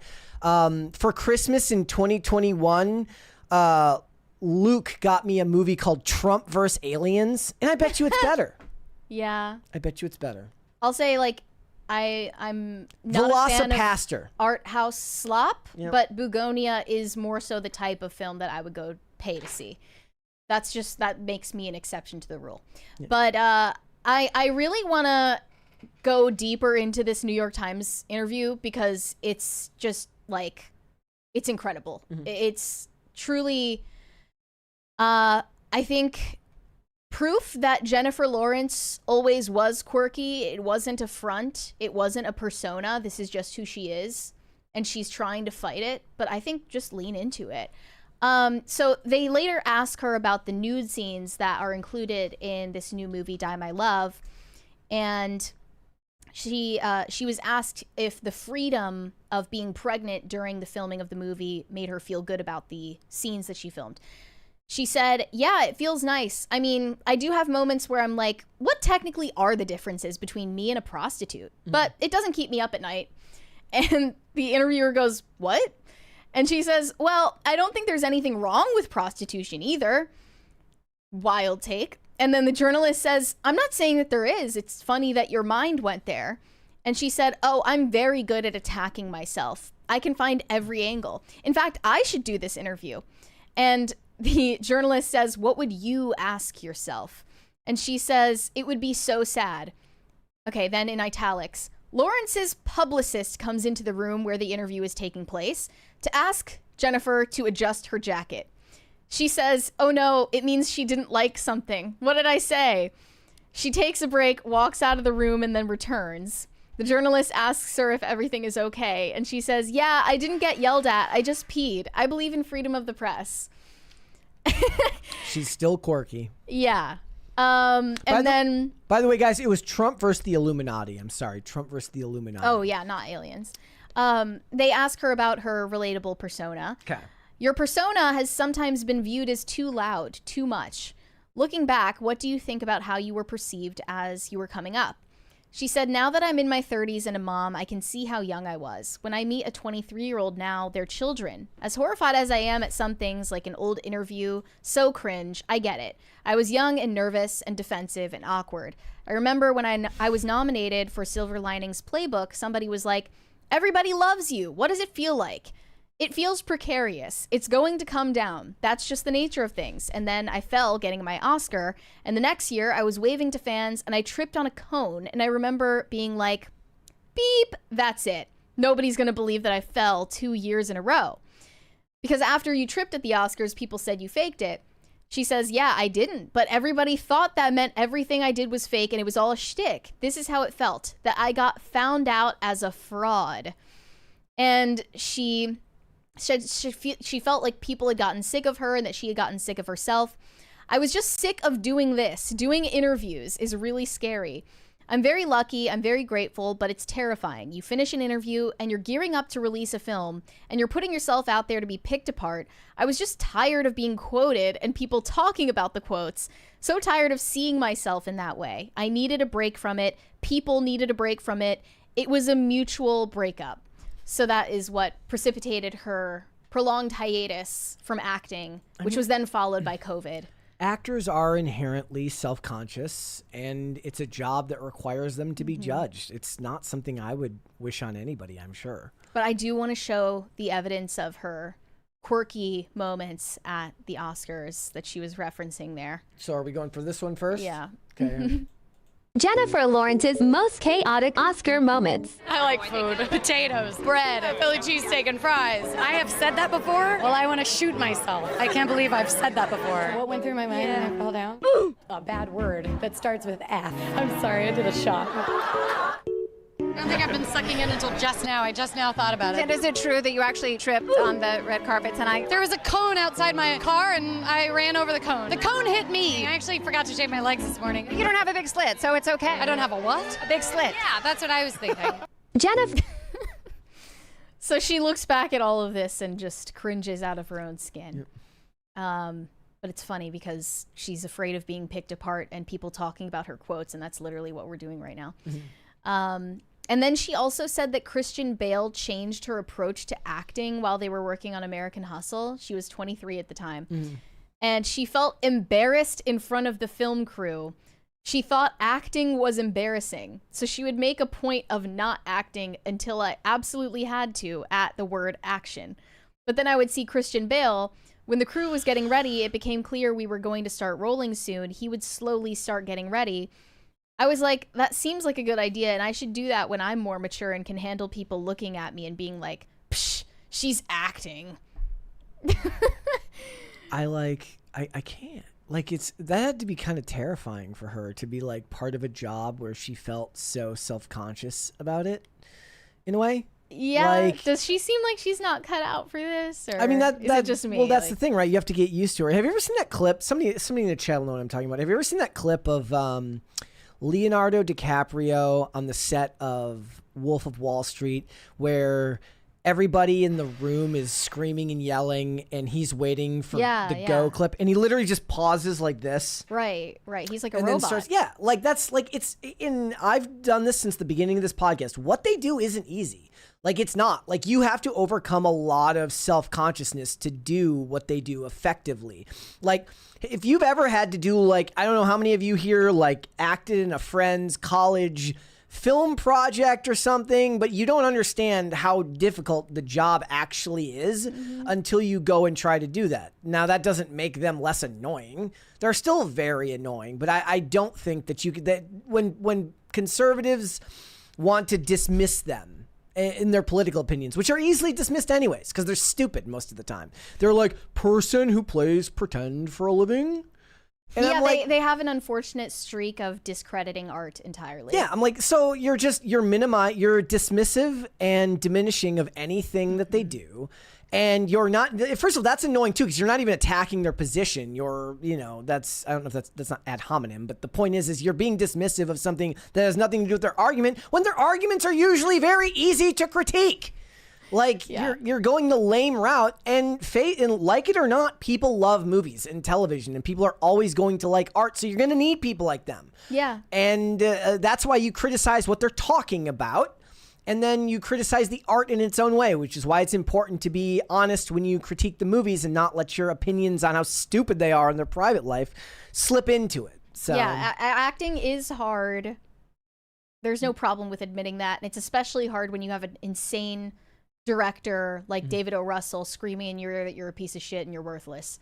And that came up too in the interview. She said that she's not sensitive when it comes to directors criticizing her in her acting skills, and they compared that with Amy Adams saying that she was like, oh, like David O. Russell made me cry. And then the journalist said to Jennifer Lawrence, I was about to say, we've had this entire conversation about how sensitive you are. And then Jennifer said, I'm so sensitive. I can't believe I just said that. That reminds me, I had a conversation with a girl the other night and she was like, oh, I'm the middle child with 2 brothers. And I was like, I'm the middle child with 2 brothers. And we talked about it passionately for 5 minutes. And then I was like, I'm the youngest. I'm sorry. I guess I don't mean anything I say. Do you still want to continue interviewing me? She's a quirk chunkus. You can take the quirk out of the chunkus, but you can't take the chunkus out of the quirk. Or would it be the other way around? You can take I the don't know. chungus out of I'll the quirk, workshop but you can't that. take you take the chungus out of the quirk, but you can't take the quirk out of the chungus. This whole interview is just Jennifer Lawrence saying that she hates her stupid chungus life. And I think that that's relatively endearing. In the chat, Hindi rap guru says acting is not hard. I disagree because I see bad acting all the time. And, Yeah, I mean, I can guarantee if you tried it, it would not turn out well. and to the ones it comes naturally to, that doesn't mean that for the rest of the people, it's very difficult. I mean, I think just on the lines of what we do for work and talking without ums, ahs, and stutters, which I do plenty of all the time, to be able to hit a page of dialogue without a bunch of ums and ahs, to go through and capture the emotion of whatever the topic is that they're talking about at any given time. I don't think that that's something that should be dismissed out of hand. I understand that it is not it's not an essential job for society to function, but I would argue that people place a lot of a premium on the ability to watch art. Whether we like the art that's being made right now or not doesn't mean that it isn't something that people value in society. It's just that we place a lot of value on the opinions of actors that has nothing to do with the art and everything to do with everything but the art. I'll even go so far as to say that we do need art for society to function. What is that? Like the joke is always like, you know, like men should make society livable, women make society worth living in. Like that men create society to function. It's like when I always joke, when we ever go to downtown Frederick, right? And you see all the stores that you know make no money. They're pretty. They've got a lot of interesting kitschy merchandise, but there's like one person in there every 20 minutes and you know that they can't afford the rent there. And it's just it's not a tax scam, but it's like the husband dumps a bunch of money in it so he doesn't get taxed at the end of the year. But it's essential for that society to function. You need those shops in a town square to make the town feel livable. Makes everything feel a little less depressing. Yeah, it's essential. All right, let's read some super chats. High Voltage 75 said the stream has got a case of the Mondays. I hope that that's not true anymore. Seems like it's okay now. The chat is fine now. Corey Anderson said the only way for world peace to ever happen is if Islam, communism, socialism, Marxism, leftism, and BO no longer exist. Wait, what was the last one? BO. So I don't know if that's body odor or something else that has the same acronym, but okay. Anglican names should be mandatory to hold elected office. I'm tired of these weird names and people getting upset that no one pronounces it correct. But like people calling Kamala. I remember a lot of people were called racist for calling her Kamala instead of Kamala. I call her Kamala. I get it wrong every time. I apologize. I'm sure she's watching this. You don't need to apologize. It's fine. You know what? I do agree with that slightly. Definitely think you should not be mayor of New York with a name like Zoran Mamdani. That's for sure. It's just, it's a touchy subject. Junie said, I taught myself how to code in middle school from good old Neopets and MySpace. Wow, Neopets? Browsing pre-made layouts and picking music. It was dopamine bliss. Olivia likes to play Sims and show me her Sims creations. I have no living memory of Neopets either. Is that like the pre-Webkins? For me, must have been. By the way, this was the pitch on Trump versus the Illuminati. Listen to this. In 2044, after advanced artificially intelligent robots drain the Earth of its natural resources, leaving nothing but a husk of a planet, humanity is forced to escape into space to fight for survival. A Chinese clone of Donald Trump survives the planet's destruction by escaping the maximum security laboratory where he is kept and stowing away on the very last space shuttle headed to space. Trump's clone ship crashes on Mars, leaving him alone for 999 years, which he spends joyriding in a Mars rover. Meanwhile, what is left of humanity fights against an alien race known as the Illuminati. Upon discovering that he is prophesized to destroy the Illuminati, the Trump clone joins forces with the surviving humans to bring the battle to the Illuminati's headquarters in hell. Okay, so wait, the Illuminati and the aliens are the same thing. They're the same thing. Got In it. order to defeat the Illuminati, Trump's clone must battle Satan himself. That's kind of awesome. It's an animated movie. I'm gonna have to watch this now. I've got it somewhere. Give us your review of it once you do. I'll be interested to hear. Shane H. Wilder said the best thing about JD is he can take a joke. The left are falling out because they don't get that we can make fun of ourselves because they can't. I mean, they did actually. I feel like the JD Vance edits were. I could be wrong, but I feel like the JD Vance edits were made by people on the left. Yeah, weren't they? Yeah, but it just shows that JD Vance is able to embrace it, and then they don't think it's funny anymore just because he's not pressed. If you start making your own version of it, it destroys its power. It's why I criticized Kristi Noem when she got mad at first about the South Park bit, and then she like changed her tune. Mm-hmm. It's like you got to lean into it, otherwise they're just going to go even harder at you. Pat the Plumber said, "Hillbilly Elegy make you think JD is a plant?" I have not read or watched Hillbilly Elegy. Have you watched I have not seen it? I was thinking I ought to, eventually, but no, I'm not familiar with what's in there. Greg Duvier said MySpace when people would get shamed for not knowing everyone on your friends list IRL. Now it is cool only knowing 1% of followers IRL. That's true. That's very true. Yeah. Yeah.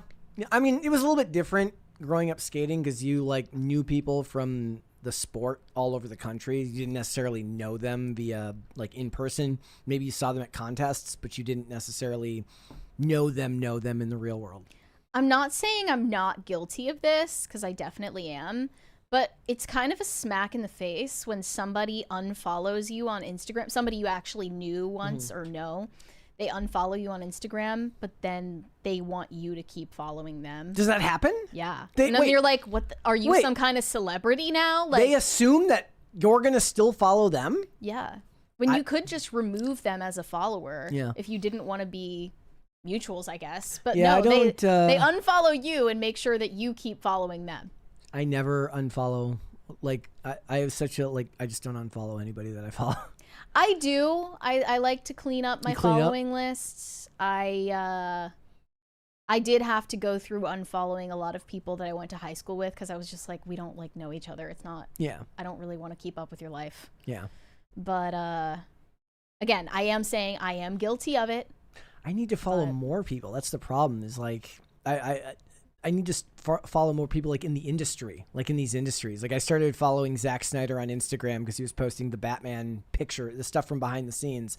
And it's actually really interesting to read the stuff he writes about the pictures he's taking for this upcoming movie he's doing. But I never do that. Everything I follow, I see somebody mentioning brain rot. Everything I watch is just brain rot and skits. Instagram is useless now anyway because it doesn't show you content from people you follow. It just tries to suggest you into a doom scroll rabbit hole every time that you open the app. So I don't even really pay attention to Instagram anymore.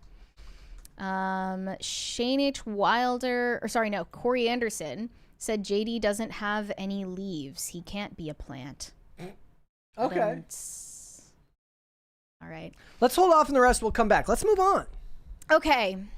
I cannot express to you my devastation when I learned that Wicked was only part 1 of 2 movies. The sequel is coming out soon. So the stars, Ariana Grande and Cynthia Erivo, are back on the cursed press tour once again to make everyone feel uncomfortable with their creepy, emotionally intimate behavior, fondling each other, crying in each other's arms. Holding space. Holding space. Yes. Of course, you cannot not hold space on a Wicked press tour. So I just learned that they took it to the next level. They're not colleagues anymore. They're something deeper than that. They're a secret third thing. They have matching tattoos on their hands that say "for good." And if that was confusing to you, the movie is titled Wicked for good. So they're positioned in a very particular way, as you can tell. They actually got these matching tattoos against the advice of John Chu, the director of the Wicked movies. Because somebody's going to have to be paid to paint it out of every single clip in the movie. He said, I cautioned them to maybe wait to get tattoos about the movie until after they see it, but they opted to ignore me and got them on day 3 of rehearsals. And I would actually be pissed if I was him. Like, could you not at least wait till the end of the shooting process? Yeah, that's like, inconsiderate. Like, you're just rude. And Ariana posted about this on Instagram saying, LOL, I remember you saying this and being like, OMG, what does that mean? But it was about what we were experiencing and creating and feeling in our hearts, not about the end result.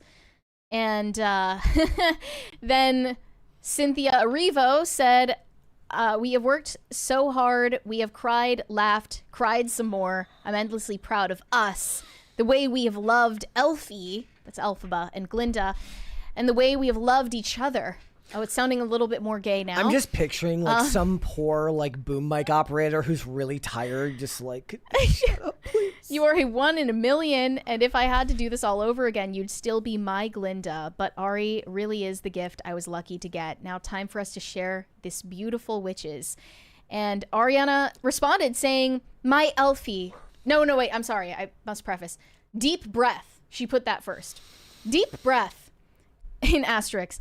My Elfie, my Cynthia, we have indeed. I will never forget a second of this time with you, perhaps the hardest laughs and cries of my life. I cannot wait for the world to be changed by your Elfie, the way I have been changed by her, and by my time with you. You are undoubtedly the fiercest talent to grace the earth, but you are unimaginably even fiercer friend. I'm so thankful for the incredible privilege that is knowing and loving you. They're writing each other like letters that, I mean...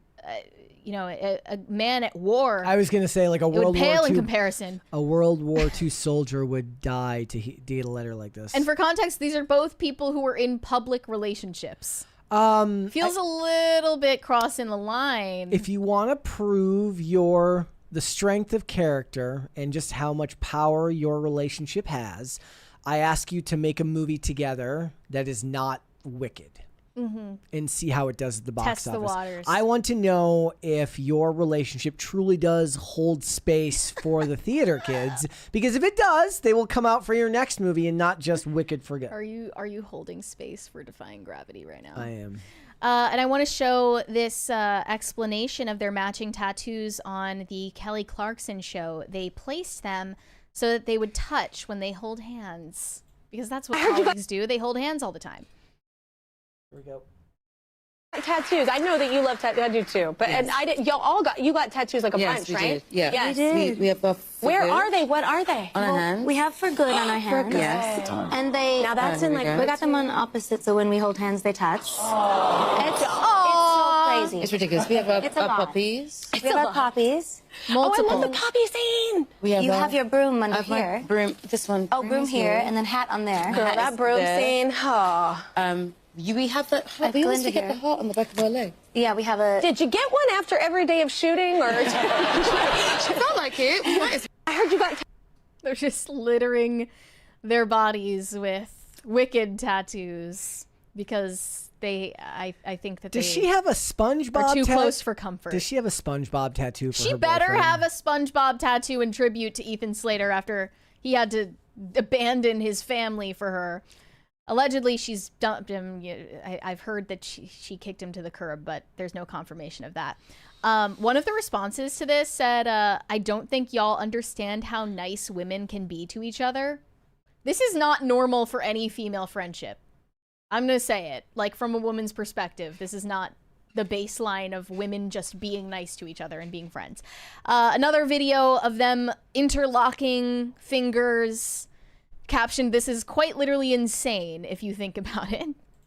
And they're doing this on camera with her talons for fingernails, by the way. Kind of terrifying during interviews. Yeah, there's no audio for this clip, so. And then this next video shows Ariana Grande during a panel opening a water bottle. Well, no, she was trying to open to open a water bottle, and Cynthia Erivo is watching her like a hawk, waiting for the opportunity to open it for her.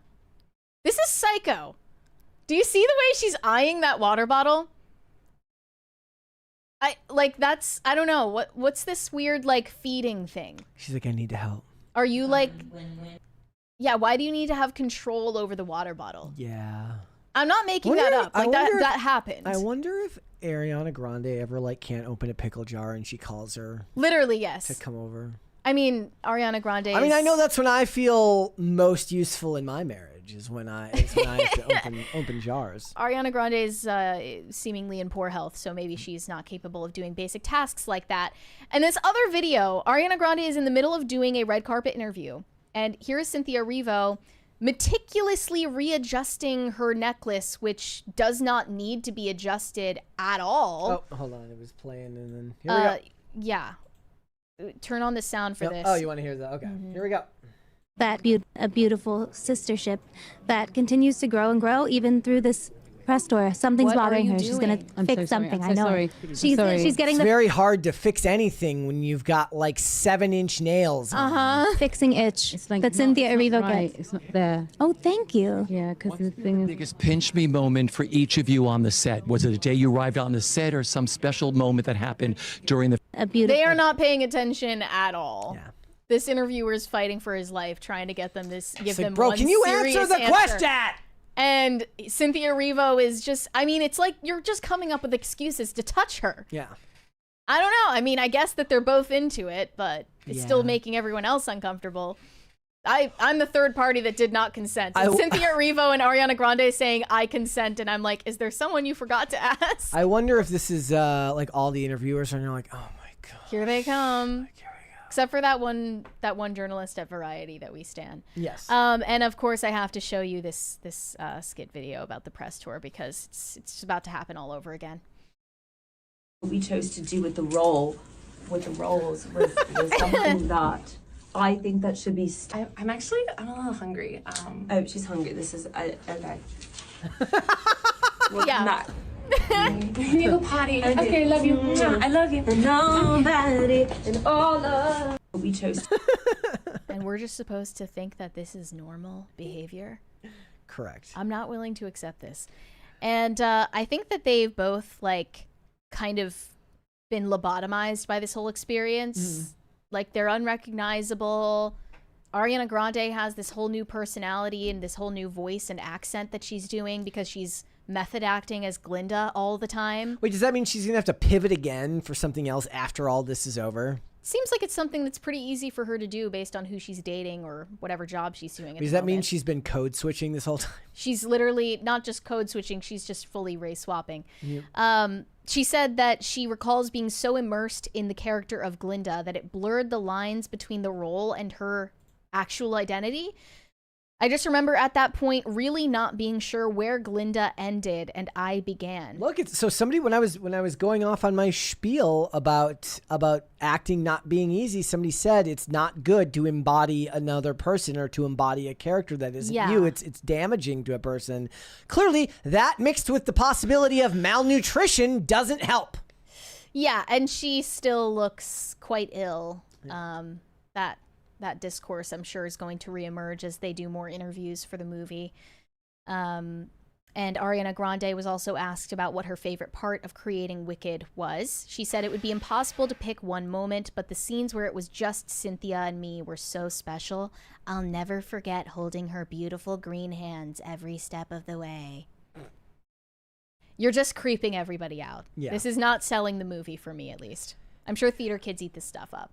Yeah, in people who love the idea of like becoming the work and stuff like that, it gets them in so much of what being a theater kid or a stan is the blurring of lines and parasocial relationships. So they love this stuff. It's like perfect for them.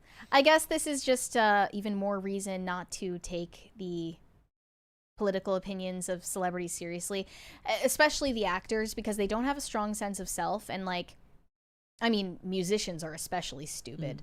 Like, they're just genuinely low IQ. I'm not even saying it to be mean. It's probably provably true that they're just lower IQ on average and highly emotional and have a lot of identity issues and a lot of insecurity.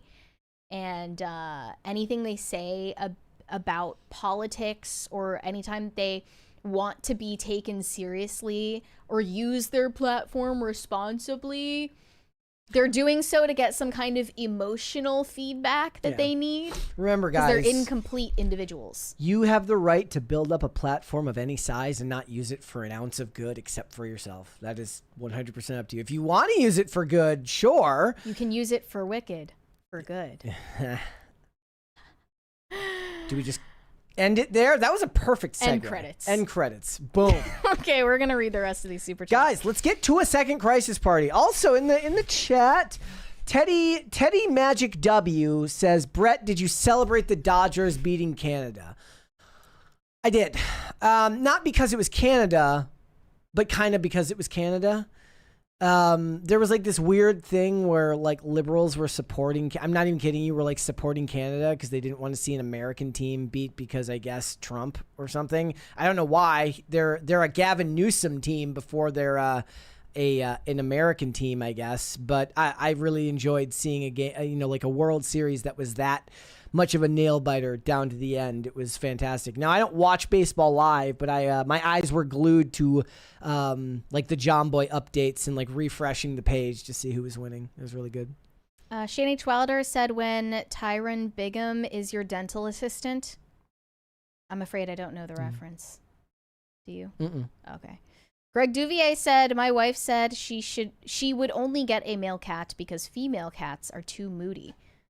Okay, the problem with male cats is they are more destructive. They're more aggressive in my experience. And they also, like, if you... Oh, it's from the Chappelle Show. Tyrone or Tyron? It said Tyron, but maybe it was a typo. It's Chappelle Show. Okay. I didn't watch it. Male cats get, like, extremely feral, and they piss on everything. Like, they just get a sick thrill out of pissing on everything. Yeah. Not to do with a medical issue. They're just psycho. So I would never own a male cat. Don't recommend it. Corey Anderson said, adults cannot be bullied. Stop being lame, Millie. Would you agree with that assessment, that adults can't be bullied because it's like, once you're all adults, it's an equal playing field? Okay, so, then I have to know, like, what is I actually asked the question to you before and said, what's the difference between bullying and harassment? Like, how do I... Hard to say.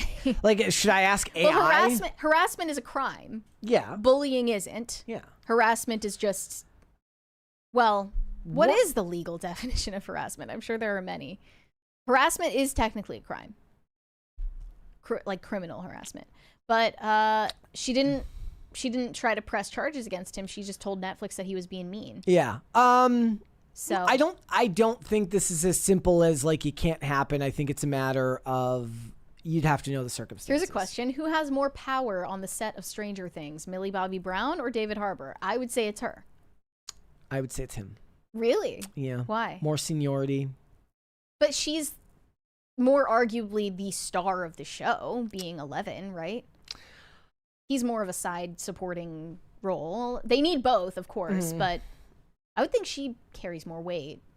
I still think it's him. Mainly because she would have been in that role before she had any ability to throw that weight around, per se, because she would have been underage. But now she does. Yeah. And many of those complaints sounds like if she's been building up the complaints, it probably stemmed from well before the last couple of years. Yeah, I bet. Let's hope it wasn't happening before she was started when she was still like an adolescent, maybe, and she didn't know that it was inappropriate or something. Yeah. They also mentioned in the Daily Mail piece that she was accompanied by some sort of personal representative the whole time that they were shooting season 5. Like on set, she had someone with her. Interesting. To like probably keep David Harbour in check or take note of all their interactions. Yeah, record everything. I still think that he had more power on the set. I do. Him and Winona Ryder were the show gets off the ground on their names, not on at the time that it came out, but certainly not by the time you reach season 5 and it's a decade later. In the chat, the Drum Knight says, I tried bullying Brett for being fat. I got an Instagram comment recently that says, I still don't know whether you're fat or thin, and it's driving me insane. I was like, that just means I hide it well, bro. Well, that just shows how much power you have. Exactly. Over that person. Adam said the new Witcher season, terrible. That's what we're hearing. Yeah. Mike says, soft kid can't deal with man, dude. If you're referring to like the Millie Bobby Brown, look, you have to be a professional. You have to be an adult. But is it not also incumbent on him to not be a piece of shit? Yeah. Given that I know as much about the facts about this as you guys do, there's no specifics given, so we can't debate whether something specific that was said was bullying or harassment. Now, if you want to say that he was he was being like, he criticized her work or said like you're not doing well today or something like that, obviously then it's grow a thicker skin, you're an actor. But if we're talking about something specific, then I need to know the details of it. Right. Yeah, I would love to know the details, but who knows if that's ever gonna come to light. Kay said John Pork for president. I never understood that reference. I know that it's a brain rot reference, but I still don't get it. Have you seen John Pork? I've seen clips where he's referenced. But you haven't actually like looked at him? No. Oh, he's like a humanoid pig man. Oh, never mind. I have. Yeah, okay. Yes, never mind. I have. Even if you don't know that you've seen John Pork, yes, you've probably seen John Pork. And there are other characters in that universe. Yeah, you know what? Fine. John Pork for president. F it. Shane H. Wilder said, update, Coyote vs. Acme was sold to Ketchup Entertainment, who released The Day the Earth Blew Up, a Looney Tunes movie. CVA comes out August 28th, 2026. Yep, I saw that. That was good of them to sell that. But like I said, it engages my worst instincts, but seeing people like freak out online about David Zaslav brings me joy. What if he just takes like the last remaining copy of Coyote versus Acme, like the hard drive, and he's just like, like, I wish that he were a maniacal villain. Brian Bledsoe said, if Dems can get even 0.01% more votes from the collective celebrities following, that's enough to swing a close election. So it's worth trying, at least. Worth trying on their part to endorse someone like Kamala, or worth trying I'm sorry, can you read it again? It says if Dems can get even 0.01% more votes from the celebrities' followings, like their fans, that's enough to swing a close election. So it's worth trying. I can't tell if you're saying it's worth. That was my point. I can't tell if you're saying it's worth trying for celebrities to try to swing elections, or if it's worth trying for the right to like garner more favor with celebrities. I think the point is like in a close election, all votes count. So you use the celebrities to your advantage. Even if they don't make a huge difference, they have to make some difference. Maybe. Like you're telling me you're going to throw away the Taylor Swift endorsement to her gazillion fans? Even if 99%, even if 100% of her fan base was going to vote for her or vote for her, the candidate she endorses, that doesn't mean 100% of them knew the election date and then got some information out of the post. Yeah. You engage with the celebrities. You have to. What is true is that, close to 100% of Swifties were pro Kamala. Maybe she convinced some of those politically inactive pro Kamala girlies to actually go to the polls. Exactly. Burned Oils said, Mary, you need to tell your boss, Tim Pool, that he can't be stealing all of your tips, super chats. You should do a hunger strike with Brett. I mean, I'm fat. I can't hunger strike. No one is stealing anything. Yep, that's not how all this right, works. we do get paid. Don't worry about us. Okay, we'll be fine. But you should go to castbrew.com and get Mary's Ghost Blend, because I do get a cut of the revenue from this coffee. Meanwhile, I'm outside with like a tin can, like shaking your cup. Yep. Brian Bledsoe said, plan to see Begonia, and I enjoyed the Del Toro Frankenstein in theaters. I meant to get a picture of Del Toro for this meme. Not even a meme, but I posted this thing the other night because of Matthew Lillard's post about ICE. And it's like celebrities who have no personality have exactly two things that they can say now, which is either fuck ICE or fuck AI. Yeah. That's literally it. It's like, hi, I'm the most boring person ever. And then somebody puts a microphone in front of your face. Fuck ICE. Fuck AI. It's like, bro, you're not edgy. You're a dork. Or Free Palestine. Like, they forgot that one. Well, I mean, that's a offshoot of fuck ICE. Yeah. They're not the same, but they're kind of the same. But I don't know, man. Like, I'm on the FAI team. I really feel that way. I don't like AI. I actively dislike it. It's when they say fuck AI. It's like they think they sound edgy. It's They do not sound edgy. It is performative, but I am, like, in principle, like, I agree. I don't like AI. Here's the other thing, okay? The people who are complaining about it and who are getting the screen time from it are not the ones whose jobs are going to be affected. Del Toro's going to get work either way, okay? This person, it was like Emma Roberts, or not Emma Roberts, what's her name? Emma Thompson, British. She's going to get work either way. Never heard of her. They've got, anybody with these long lists of credits is going to be getting work either way. It's performative. I'm not even saying they're wrong. I'm saying they're dorky. Yeah, Shove I them in agree. lockers. I agree. And I'm like, F ICE because they're not deporting enough, right? People in the chat are saying FAI. Yeah. Look, I'm not saying that you're wrong. I'm saying that it's boring. It is boring. It is an incredibly boring conversation. Shane H. Wilder said, why do they both look like chemo patients that also contracted the AIDS? Yeah, they kind of both deteriorated physically while they were promoting the first Wicked movie, and I imagine that pattern is going to repeat itself this time. We are getting very close to a second crisis party, guys. Let's go. Brian Bledsoe said billion-dollar network deals for TV, movies, and sports, and million-dollar contracts for players and actors shows the value of art/entertainment. It does. I saw recently people were freaking out because there was some scandal with YouTube TV not being able to stream I think NFL anymore. What happened? They like lose out on a contract or They something? were saying like, oh, like we're trying to work it out with Disney right now. Like it's Okay. up in the air.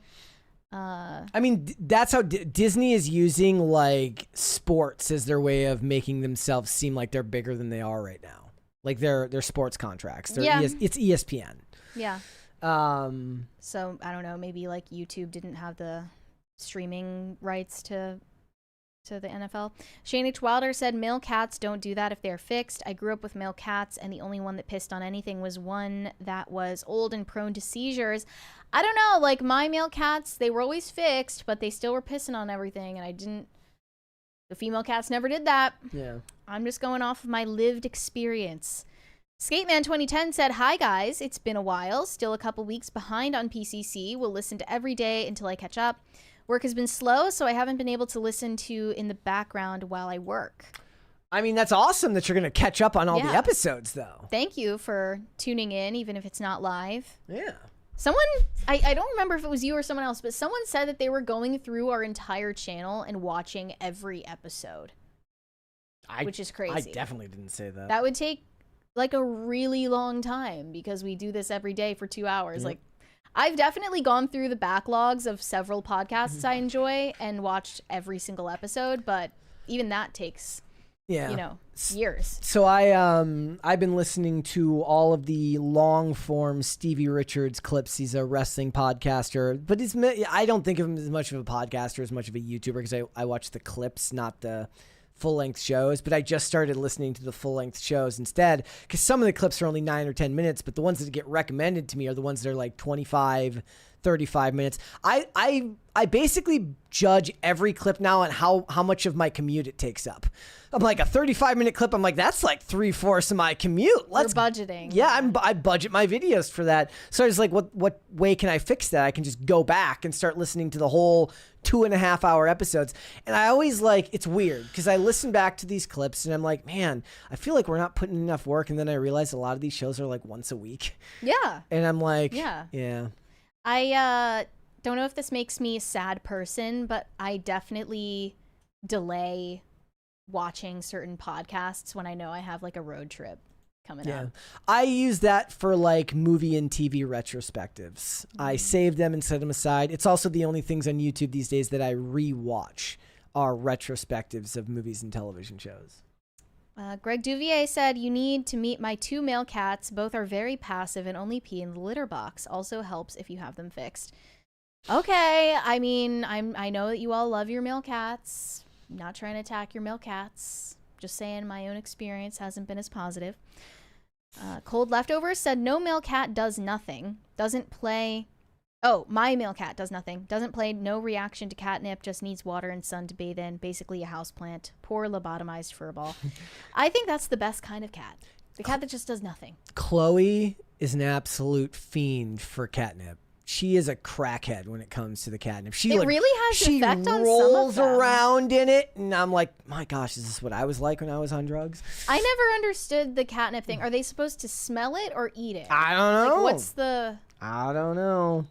But yeah, so the cats have been getting into some confrontations lately. Chloe scared the absolute bejesus out of Mocha the other day, and Mocha went and hid in the closet for like 2 hours. I was gone at this time, but I came home and we're like, where's Mocha? Because they've, like, for a long time, because remember, we had to have Toast basically segregated for like the first 8 months that we had her. Now the whole apartment is open, everybody moves around, and for a good period of that time, like, Chloe and Mocha segregated themselves. Were like, we want nothing to do with you, and they would stay in the kitchen, and Toast would stay in the back room. Now Chloe ventures out and comes because she likes to come and like lay on people when people are sleeping. She's like, oh, this looks like a good place to lay down.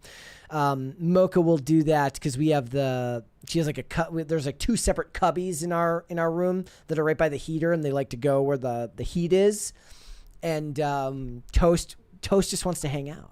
Toast will come right up to them, and then they will hiss and swipe at her because they're like, get away from me. I don't want to play with you. I'm old. I think that they'd learn to coexist by now. They do not want to. Shane H. Wilder said, I'm filming 'Twas 2 Week before Christmas soon. The door wreath will have cast brew on it. Which should be the center? Seamus, Bocus, or Mary? Obviously me. Is that even a question? Obviously Bocus. No. Bocus. No. It is sad when you go on the website and you see little Bocus. I mean, sad on the website. Like, I get like memory. And you have a bunch of photos of Bocus, yeah. My phone sends me memories to just remind me of how awesome Bocus was to make me sad. Yeah, and he was a nice male cat, as male cats go. I think maybe my best experience with a male cat. Skateman 2010 said, was able to catch live today because daylight doesn't affect Arizona. Oh yeah, I forgot about daylight savings, and then we got an extra hour of sleep, which is always nice. Yeah, I mean, it doesn't really, like, I guess I was up an hour earlier than I normally am, but I'm getting pretty good. I'm going to bed earlier and earlier these days. I'm going to bed at like 1:30 or 2 these days. So That's crazy. I'm getting. You might as well be Andrew Huberman. I'm like optimizing, bro. Or no, Brian Johnson. Brian Johnson. Brian Johnson is the one that he like goes to bed at 8 p.m. every night. I tweeted the other puts a monitor on his penis to like he literally. I'm not even kidding. He tracks his nightly erections. I still what does he say, like, oh, daylight savings time. I posted a tweet. I said, like, I don't care about daylight savings time. It's like, you can tell how terminally online someone is by how strong their opinions are on fucking daylight savings time. If you're writing a freaking a thesis paper on X about why daylight savings time sucks, you're online too much. Get off the internet. Go spend some time in the real world. I mean, what do you have an opinion on? No, I don't care. It sucks that it gets dark out earlier, I guess. Otherwise, it doesn't affect me. It does suck. But otherwise, people are like, oh, it's not relevant anymore because we're not in agriculture. Shut up, dork. Like, I get it. We're not. I can think of more important or interesting things to gripe about. Corey Anderson said, Mary, you should have Tim change your photo on the Timcast website. You don't look anything like that anymore. Break, my cat eats the catnip. You actually mentioned this the other day. I did. I mentioned that like off air before IRL recently. I was like, damn, I need an update on that headshot because I feel like I don't look like that anymore. And I'm like, am I crazy? Do I actually still look like that, or is it all in my You look very different now. You don't look like that anymore. Yeah, I think in a good way. We'll get around to it eventually. The Manic Mustache said, best kind of cat is the one outside, dogs all day. No, I'm completely anti-dog. I'm just going to say it. I don't hate dogs, but I will never live with one. I will never have a dog. And outside cats are just too ghetto for me. Like they're too feral. But the thing is, we don't have outside cats in our neighborhood. We have a cat that has a home that gets to wander about the neighborhood and then go home. Yes, they belong to other people's cats. Personally, I would never have an outdoor cat. That would cause me too much anxiety. Yeah. Are we all caught up on the super chats here? I think I saw a couple. I saw one on Rumble here from Fire Hazard says YouTube is sucking, so watch the show on Rumble instead. Well, we saw that, but it's the stream has since corrected itself. Looks like we have some. And then Broody Gambit says cats are induced ovulators, so they release eggs when mating. It can lead to a single litter having multiple fathers. That's insane. I never knew that. That's wild. The local Wendigo says Islam is the worship of, what does that say? Huh? Of actual demon worshippers. I did not know. Is that the extent of? Wait, here we go. Wow, I didn't know that. I do believe that Islam as a religion is demonic. That is my take. High Voltage 75 said we haven't had a chat formation on PCC in a while. That's quite the callback. He doesn't post like inspirational stuff anymore. He's busy working now. Did he say like F these people, they don't appreciate me? I think he's back to acting a lot now. So what's he in? What is he in? He should have been in Gran Turismo or something. That would have been awesome. Chet Hanks. I almost looked it up with an X, so you have to look it up on IMDb. Oh, it is spelled with an X though, right? Yeah, but that's not that's what his thing says on there. But if you look up his actual page, it comes up on.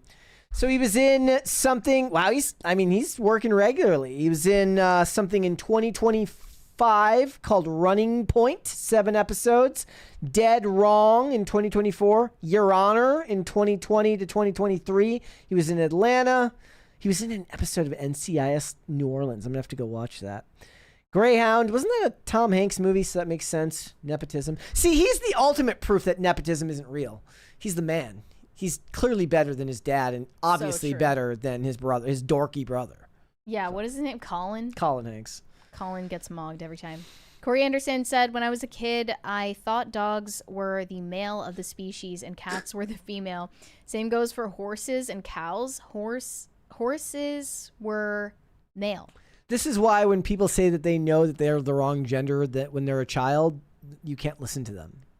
Yeah, because literally all of us have the experience of thinking that all cats are girls. The amount of stupid things that I thought growing up were innumerable. There's a lot of stupid things I still think now, and I'm in my late 30s. I gendered all of the numbers and all of the letters in the alphabet, and it sticks with me. Yeah. You gendered all of... Okay, give me. I don't know why. What was A? It's a form of synesthesia, I think. What is A? A girl. B. Boy. C. Girl. Are we gonna do the whole? Is it every other? No, it's not every other. Okay. It's not every other, but yeah, they all have. Should have been the opposite.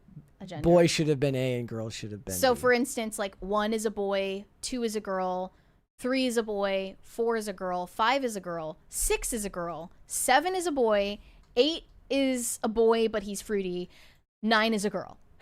If I remember correctly, yes. Synesthesia is a neurological condition where stimulating one sense triggers automatic involuntary experiences in another sense, such as seeing colors when hearing music or tasting words. Yeah, I don't know about the gender one, though. I've never seen other people do that, but... Okay.